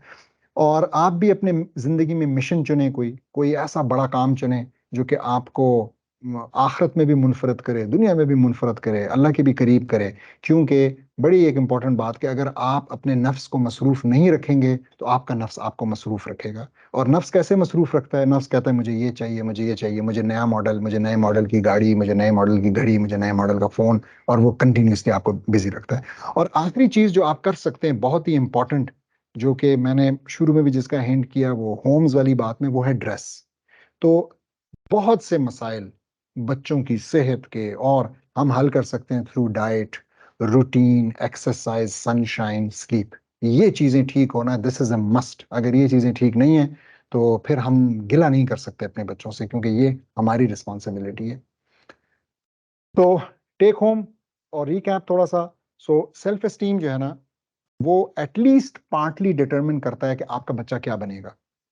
और देखें, अगर आज के ज़माने में इस्लाम होता, dominant thought, dominant ideology, dominant system इस्लाम होता, और खुदा न खास्ता हमारा बच्चा लो सेल्फ एस्टीम होता, तो वो क्या करता? तो वो लोगों से जो लोग कर रहे हैं उसको फॉलो करता। तो हमारी बेटी होती तो वो करती जो कि सब औरतें पहनती हैं, वो कपड़े अडॉप्ट कर लेती, क्यों? क्योंकि उसका लो सेल्फ एस्टीम है, वो लोगों को देख के फॉलो कर। हमारा बेटा होता तो वो जिस तरह बाकी लोग दिखते हैं मर्द सोसाइटी के अंदर, वो ले लेता, and that would have been fine. लेकिन आज जब कुफर डोमिनेंट है, जब ये सारी सेक्युलर थॉट्स डोमिनेट कर रही हैं और नए नए फितने आ रहे हैं, नए नए फितने हर रोज हर दिन, तो कितना जरूरी है कि हमारे बच्चे असल में लीडर्स हों, वो फॉलोअर्स ना हों, वो डोमिनेट ना हो बल्कि डोमिनेट करने वाले हों। ये इंतहाई ज्यादा जरूरी है और इसके लिए हाई सेल्फ एस्टीम चाहिए। ठीक है, लो सेल्फ एस्टीम के साथ कोई टाइड के खिलाफ नहीं जा सकता। तो और ये करेक्ट अंडरस्टैंडिंग डेवलप करने के लिए हमें उनको ये जो इस्लाम का कॉन्टेक्स्ट है, जो सारा आज हमने समझाया, ये देना पड़ेगा। इस्लाम की इक्वेशन उनको समझानी पड़ेगी, उसके अंदर जो आखिरत का मॉडल है वो समझाना पड़ेगा। जब तक हम ये नहीं करेंगे तो हम नहीं श्योर हो सकते कि उनका सेल्फ एस्टीम हाई होगा। और इसी तरीके से हमें एज पेरेंट्स, हमारा ये काम है, एज टीचर्स, एज पेरेंट्स, हमारा ये काम है कि हम लो सेल्फ एस्टीम के सिम्टम्स को रिकग्नाइज कर सकें, उसके कॉजेज को समझें और फिर उसका सद्देबाप भी कर सकें। और आखिर में इंशाल्लाह हमारा जो अकीदा है वो हमारी मदद करता है ये सब कुछ करने में, तो और हमारे बच्चों की भी मदद करता है एक हाई सेल्फ एस्टीम एस्टीम जो है ना मेंटेन करने में। तो हमें इंशाल्लाह शुरू अकीदा से करना है, और फिर उसके बाद जैसा कहा सेल्फ एस्टीम के ऊपर जितनी मेहनत कर सकते हैं, उनकी अकलिया के ऊपर और नफ्सिया के ऊपर, जो कि अगले 2 मॉड्यूल्स में हम डिटेल में इंशाल्लाह डिस्कस करेंगे। तो जज़ाकल्लाह खैर। अगला मॉड्यूल इंशाल्लाह ये ग्रेटर गोल नंबर 3 है, डेवलपिंग अकलिया। और तो looking forward to see you all there online next week. और अभी अगर क्वेश्चन आंसर्स हैं तो प्लीज सवाल कर लीजिए। जज़ाकल्लाह। जी, जो सवाल पूछना चाहते हैं वो हैंड रेस कर दें, और फिर उसके बाद अच्छा जी, तो कोमल सलीम साहबा ने रेस किया हुआ हैंड, अगर आप प्लीज अपना सवाल पूछ लें। अस्सलाम वालेकुम सर। जी वालेकुम सलाम। सर मेरा क्वेश्चन ये है कि मेरे तो अल्हम्दुलिल्लाह बच्चे दोनों बहुत छोटे हैं, अभी टोडलर्स हैं, एक पौने 3 साल के, एक पौने 2 साल का बेटा। तो उनमें अगर ये जो सेल्फ स्टीम का हमने मतलब कि गलतियां कर रहे हैं हम शुरू से, तो अब जैसे एहसास हो रहा है, तो उसकी तलाफी अब कैसे की जाए? मतलब कि बच्चों की जो सेल्फ स्टीम डैमेज हो चुकी है अभी तक, तो उसके लिए हम अब क्या कर सकते हैं? नहीं, इंशाल्लाह इंशाल्लाह ऐसा कुछ भी नहीं है। It's very really too early. कोई सेल्फ एस्टीम नहीं डैमेज हुई, आपने बिल्कुल भी ऐसा नहीं सोचना। मैं तो ये बड़े बच्चों के बारे में भी नहीं कहूंगा, लेकिन ये तो बहुत ही आपने कम उम्र बताई अल्हम्दुलिल्लाह। और मेरे ख्याल में कुछ भी नहीं है। और इंशाल्लाह अगर आपको इन चीज़ों की अभी समझ में आती है और आप इनको प्रैक्टिकली अपने घर के अंदर इम्प्लीमेंट कर सकती हैं, अपने आप पे कर सकती हैं, तो there is absolutely nothing lost. इंशाल्लाह बहुत जल्दी इस उम्र के बच्चों में 2 साल, 3 साल, 4 साल, 5 साल, ये तो कोई ऐसी उम्र नहीं है। और जितनी आप माशाल्लाह कंसर्न हैं, तो मैं समझता हूँ कि आपने कोई भी ऐसी गलती नहीं की है। आपको ऐसा लग रहा है, इंसानों को ऐसा लगता है, और हमें सेल्फ अकाउंटेबिलिटी होनी चाहिए। अल्लाह आपको इसके लिए रिवॉर्ड करे, लेकिन इंशाल्लाह कोई ऐसा मसला नहीं है। जी, रिदा ने हाथ रेस किया हुआ है। जी, अस्सलाम वालेकुम। वालेकुम सलाम। मैंने एक सवाल पूछना था कि आपने अभी बात की कि जैसे अगर ग्रेड्स भी लो आ रहे हैं या कोई बुरा काम, मतलब ग्रेड्स के बारे में कि चल एक अगर 2 बच्चे हैं, एक बच्चे के ग्रेड्स बस नॉर्मल आ रहे हैं और एक बच्चे के बहुत अच्छे आ रहे हैं, तो फिर घर में हम उनको दोनों को कैसे टैकल करेंगे? अब ऐसा भी नहीं कर सकते कि जिसके लो आ रहे हैं उसको भी हम सेलिब्रेट करें, फिर जिसके अच्छे आएँगे वो फ़ील करेगा कि मेरी मेहनत का तो कोई फ़ायदा नहीं हुआ, तो हम इस सिचुएशन को कैसे टैकल करें?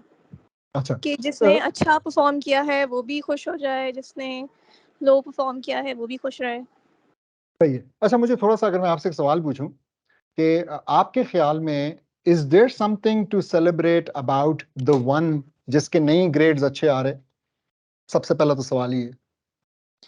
अगर जैसे आपने वही बात की कि अगर उसने पूरी मेहनत की है, मुझे अगर पता है कि उस बच्चे ने मेहनत की है और वो अपनी पूरी कोशिश कर रहा है, या मुझे पता है कि उसके साथ कोई लर्निंग डिसेबिलिटी है, उसके बावजूद वो अपनी पूरी कोशिश कर रहा है, फिर भी उसके ग्रेड्स नहीं आ रहे, और दूसरा बच्चा जिसके साथ कोई लर्निंग डिसेबिलिटी नहीं है और वो इतनी मेहनत भी नहीं कर रहा, ठीक है, तो तो बहुत आपने सही बात की।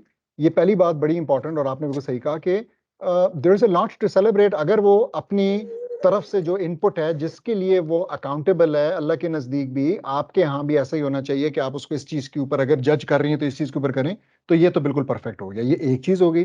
दूसरी चीज़ ये होगी कि अगर एक ऐसी सिचुएशन है तो मेरे ख्याल में आपको थोड़ा सा इंटेलिजेंट दूसरे बच्चे की जो सक्सेस है उसको सेलिब्रेट करना चाहिए। So you should not do it out of proportion, ठीक है, थोड़ा सा मतलब लिमिट्स के अंदर रह के शायद थोड़ा सा उसके साथ पर्सनली कर लिया, तो ये अगर आप करती हैं। लेकिन इसके अलावा मेरे ख्याल में कोई मसला नहीं होना चाहिए। बिलखसूस अगर आपके घर में एक ऐसा एनवायरनमेंट नहीं है कि जी नंबर लेने वाला जो है ना वो टॉपर है और यही चीज़ है, ये कमाल का बच्चा है और ये मेरा बच्चा, और ये वाली सारी चीज़ अगर नहीं है तो कोई मसला नहीं है, नंबर वन।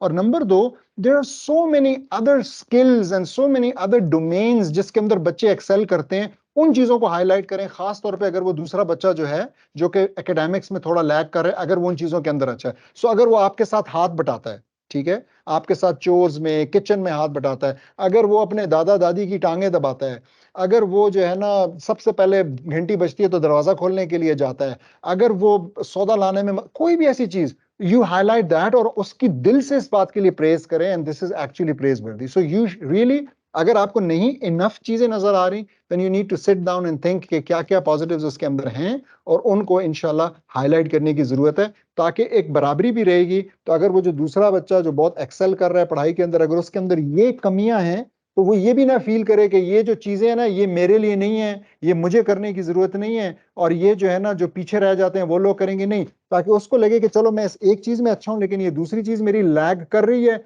और वो दूसरा ये सोचे कि चले अगर मैं इसमें भी इतना अच्छा नहीं हूं तो मैं और बहुत सारी चीजों में अपनी अपनी वालदा की नजर में बहुत ही हाई स्टैंड करता हूं।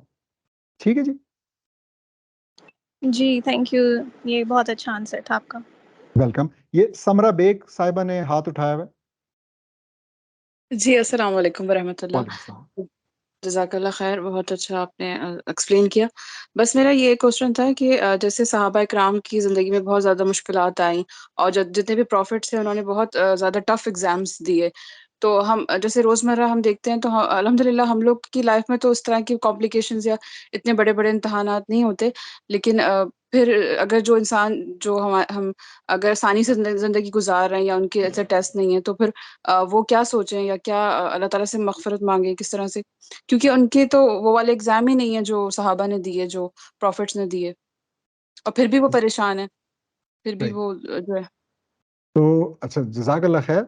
यानी अगर मैं सही समझा तो आपका डुअल कंसर्न है। एक आपका कंसर्न ये है कि अभी तो हमारे ऊपर वो इम्तिहान है ही नहीं जो कि सहाबा रज़ी अल्लाह अन्हुम के ऊपर थे, और दूसरा आपका कंसर्न ये है कि अभी वो इम्तिहान भी नहीं है लेकिन परेशानी का लेवल फिर भी काफ़ी बुलंद है, ऐसा ही है? सम टाइम लोग परेशान भी होते हैं कुछ और कुछ जो होते हैं बिल्कुल लाइटली ले रहे होते हैं, उनको लाइफ़ में कोई मतलब उनको कोई परवाह नहीं होती, लेकिन कुछ लोग उसको मतलब परेशान भी होते हैं कि हमें क्यों नहीं टेस्ट आ रहा या हमारे ऊपर तो वैसे एग्ज़ाम ही नहीं है। तो वो वाले लोग दोनों के लिए आप बता दें, दोनों कंडीशंस के लिए कि सही। जो जो एक तो बिल्कुल ही नहीं रिलैक्स हैं, चलें कि कोई बात नहीं और एक जो है वो परेशान है कि हम पे टेस्ट क्यों नहीं आ रहा। तो उन दोनों के लिए आप क्या एक्सप्लेन कर दें थोड़ा-सा? सही है। जज़ाकल्लाह। तो अगर आप उस कैटेगरी में, या जो भी उस कैटेगरी में है कि वो आज के ज़माने में ये सोचता है कि मेरे ऊपर टेस्ट नहीं है और इसकी क्या वजह है कि कहीं अल्लाह मुझसे नाराज़ तो नहीं है, जिस तरह हम सहाबा के बारे में सुनते हैं, तो पहले तो मैं माशाल्लाह कहना चाहूँगा इस बात पे।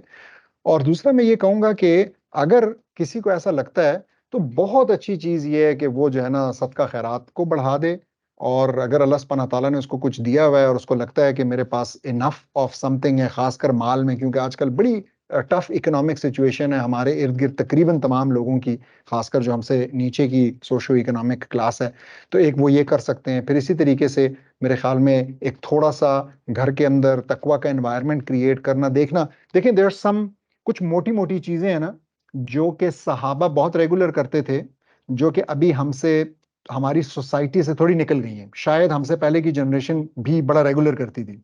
सो आप जानती हैं उसके अंदर तहज्जुद है, उसके अंदर मंडे और जुमेरात के दिन का रोजा है, ठीक है, उसके अंदर अयामुल बीद जो 13 14 15 तारीख होती है चांद की, जिनको वाइट डेज कहते हैं, उनका रोजा है, ठीक है। तो ये कुछ छोटे छोटे एक्शंस हैं जिसमें जैसा आपने कहा आप थोड़ा सा अपने आप को एक इम्तिहान में भी डाल लेंगी, ठीक है, आपको सुबह उठना पड़ेगा एक्स्ट्रा, और कभी सहरी बना रही हैं, कभी अफ्तारी के टाइम पे मौजूद होना, ये सब तो थोड़ा सा आप अपने आप को और अल्लाह की का कुर्ब भी हासिल होगा, फजर के बाद बैठ के कुरान शरीफ का पढ़ना, और घर का पूरा एनवायरनमेंट भी इससे बेहतर होगा। और मेरे ख्याल में ये जो परेशानी है कि स्टिल मैं आई एम वरिड, तो अगर कोई स्टिल वरिड है इस वक्त, तो उसकी वो वरीज भी मतलब वो भी एक पॉजिटिव सेंस में डिस्ट्रैक्ट हो जाएगा। हमारे यहाँ पे फिजिकली जो बैठे हैं, कुछ कहना चाहें जी? ठीक, बिल्कुल सही। अच्छा, ये बड़ा अच्छा पॉइंट, और ये पॉइंट इन्होंने ये किया कि हमें अपना लाइफस्टाइल शायद थोड़ा डाउनग्रेड करने की जरूरत है, तो चेंज करने की जरूरत है, और चेंज में मेनली डाउनग्रेड करने की जरूरत है। तो अभी मैं रिसेंटली, हमारा नया सेमेस्टर शुरू हुआ, जो दो तीन क्लासेस में पढ़ा रहा हूँ, तीनों के साथ मैंने कुछ थोड़ा डिस्कशन जो है ना ये वाली की, और उनको अपना भी शेयर किया कि कैसे हमने ये पहली जिंदगी की पहली गर्मियां थी जो कि एयर कंडीशनर के बगैर तमाम घर वालों ने, बच्चों ने और हमने गुजारी।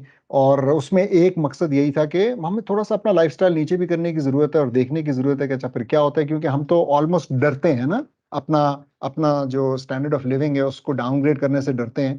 तो ये करने की जरूरत है। और वाकई हमारी डिपेंडेंसी बहुत ज्यादा होती जा रही है फिजिकल चीजों के ऊपर, हमारी कितनी डिपेंडेंसी है गाड़ी के ऊपर और बाकी आसाइश की चीजों के ऊपर। तो अगर हम उसमें से कोई छोड़ते हैं तो ये भी एक बहुत अच्छी बड़ी बड़ी कुर्बानी है। और अगेन उससे फिर घर के अंदर एक ऐसा माहौल पैदा होता है कि वो एक ज्यादा तकवा वाला माहौल होता है इंशाल्लाह। I hope that answers your question. जी जज़ाकल्लाह। जी फिर उसके बाद बिल्कुल। यहाँ पे आसमा खान ने सवाल किया हुआ है। अस्सलाम वालेकुम सर। जी वालेकुम सलाम। जज़ाकल्लाह, आप बहुत अच्छा सारी चीज़ों को कवर कर रहे हैं, मुझे बहुत ज़्यादा एज़ अ पेरेंट फ़ायदा हो रहा है। अच्छा, मेरी एक बच्ची है जो कि अब 15 की होने वाली है, 15 इयर्स। वो she is a bit different different in a sense कि माशाल्लाह शक्ल-सूरत और ज़हानत सारा कुछ अल्लाह ने, शी इज़ वेरी ब्लेस्ड, अल्हम्दुलिल्लाह सुम्मा अल्हम्दुलिल्लाह। लेकिन शी इज़ द वो होते हैं ना कुछ बच्चे के with the mind of their own, they don't take dictations. और टीचर्स भी थोड़े से उससे जैसे नाला नजर आते हैं कि हम उनसे कहते हैं इस बच्चे से दोस्ती, बच्ची से दोस्ती ना करो, तो वो उसी के साथ ब्रेक में घूमती है। या फिर जैसे हम एक शादी पे गए थे, मैंने कहा बच्चे नमाज पढ़ लो, सब हम पढ़ रहे थे, उसने कहा नहीं। पर मतलब क्वाइट लाइक स्टबर्न सी नहीं थी ना, तो उसने वाकई में वो नमाज नहीं ली। इसने मुझे बड़ा हर्ट इसलिए किया कि हमारा माशाल्लाह बड़ा दीनदार माहौल है, सारे बच्चे माशाल्लाह नमाज के, ये भी पाबंद है, ऐसे नहीं है।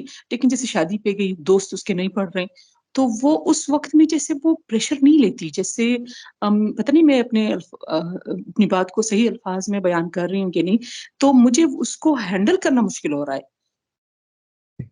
अच्छा, मैं एक चीज का पहले क्विकली जवाब दे दूं, यानी एक चीज जी, मैं बता दूं, ये बड़े अच्छा एक पॉइंट है कि ये जो नमाज का इशू है ना, कि हम कहीं जी, पे जाते हैं और बच्चों की नमाज रह जाने का खतरा होता है।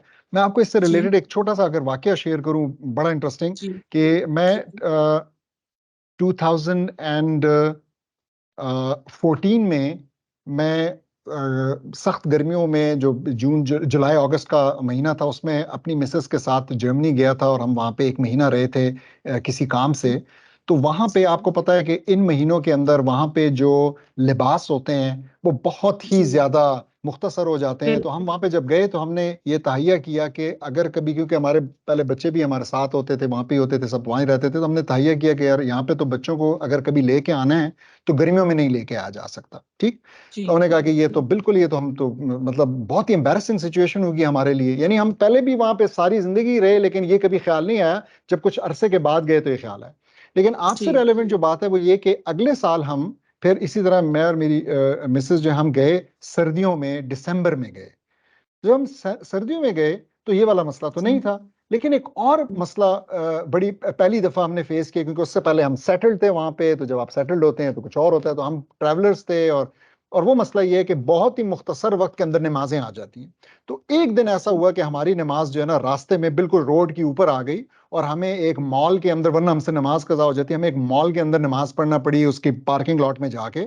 और वहां पे एक अजीब सा तमाशा खड़ा हो गया कि जो उस बिल्डिंग का जो सुपरवाइजर था, हम नमाज पढ़ रहे हैं कोने में, बिल्कुल कोई भी नहीं, और वो वहां से बाय चांस गुजरा और उसने शोर शरार डाल दिया, और उसने जो है ना कि मैं पुलिस को बुलाता हूँ, मैं ये करता हूँ, वो करता हूँ।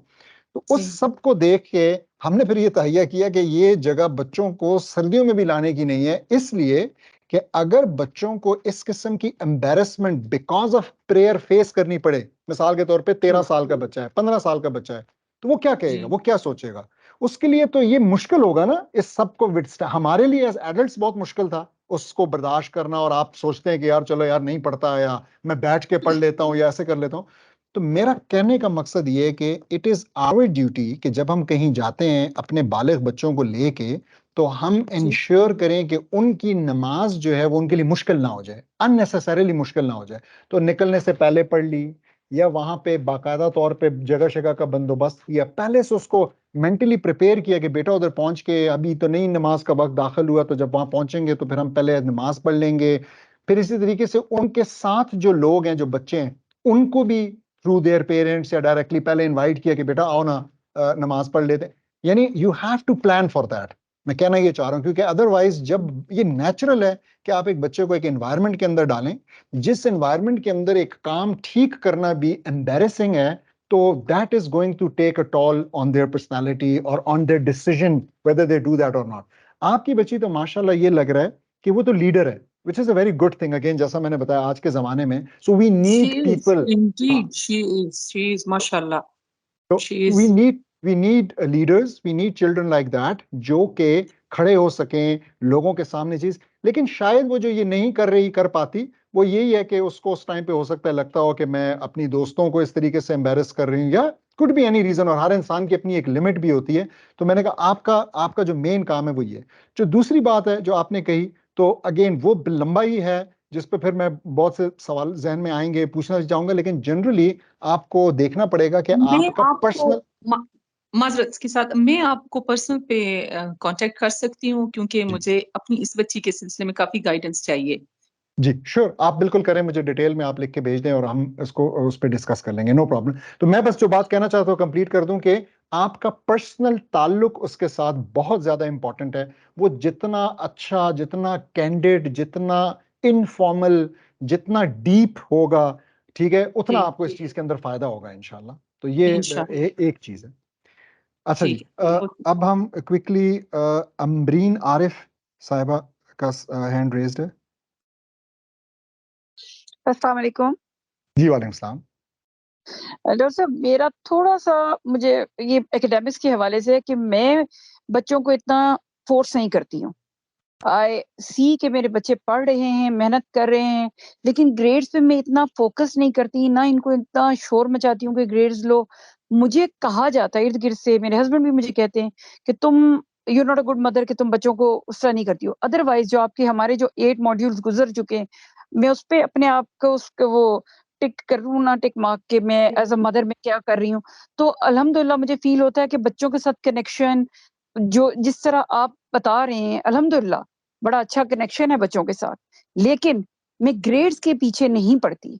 तो am I a bad mother कि मैं इनको इस तरीके से नहीं कर रही नहीं कि मैं तो why, grades के पीछे नहीं कर उनकी रही। परफॉर्मेंस ठीक नहीं है वैसे, इस वजह से आप कंसर्न है या? नहीं, परफॉर्मेंस अल्हम्दुलिल्लाह नॉर्मल है ना, रेगुलर, कोई बहुत एक्सेल नहीं कर रहे। ऑल्दो अगर मुझे देखा जब जैसे हम डिस्कशंस होती हैं मेरी और बच्चों की, हर चीज़ है, हर टॉपिक पे, तो मुझे पता होता है कि मेरे बच्चे को ग्रास्प है, अंडरस्टैंडिंग पूरी है। अगर मार्क्स पूरे वो ए स्टार नहीं लिया, बी भी ले लिया, तो what difference does it make? I believe it doesn't make much of a difference. लेकिन मेरे Right. हस्बैंड कहते हैं क्यों ए स्टार नहीं लिया, तो तुम फोर्स क्यों नहीं करती? एक्टिवाइज किया करना, ए लोगे तो हम लोग आपको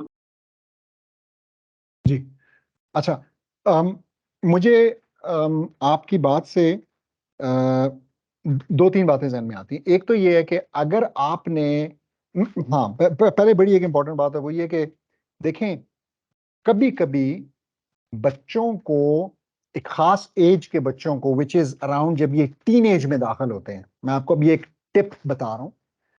तो टीन एज के बच्चों को ग्रेड्स की थोड़ी सी दौड़ में शामिल करने का एक बहुत इंटरेस्टिंग फायदा है, और वो ये है कि वो कुछ खराफात से बच जाते हैं, कुछ और चीजों से उनकी तवज्जो हट जाती है, because they will not have time for that, they will not have time enough and attention, उसको नहीं दे सकेंगे, अपनी रिसोर्सेज, अपनी प्लानिंग वगैरह नहीं कर सकेंगे, सो दे गेट बिजी।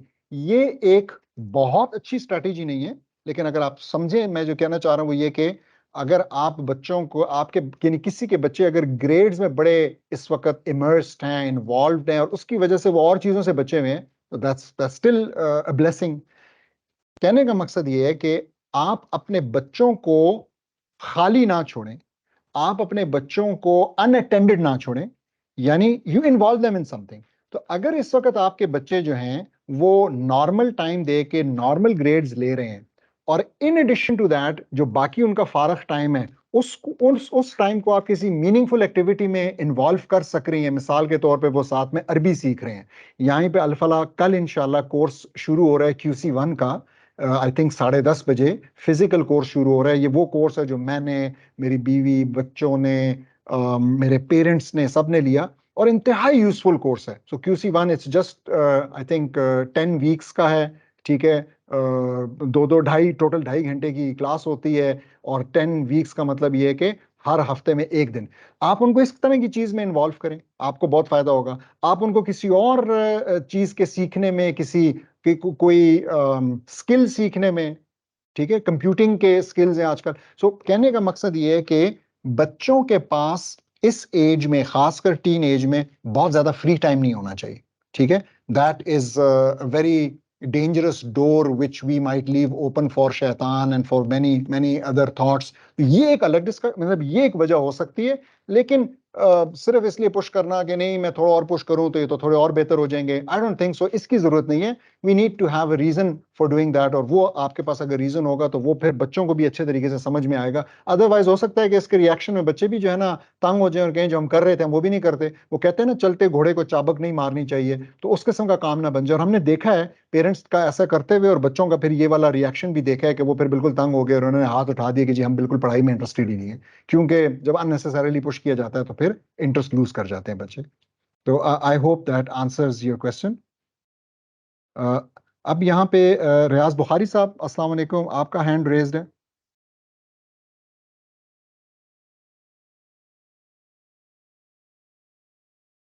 जी आपका माइक ऑफ है रियाज बुखारी। जी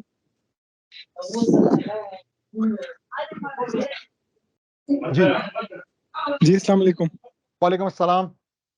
जी काजी साहब, मैं भी क्वेश्चन करना चाह रहा था अपनी एक बेटी के हवाले से, लेकिन एक मशवरा ये आया कि पर्सनल पे डिस्कस किया जाए, तो मैं भी वो चांस सबमिट करूंगा इंशाल्लाह।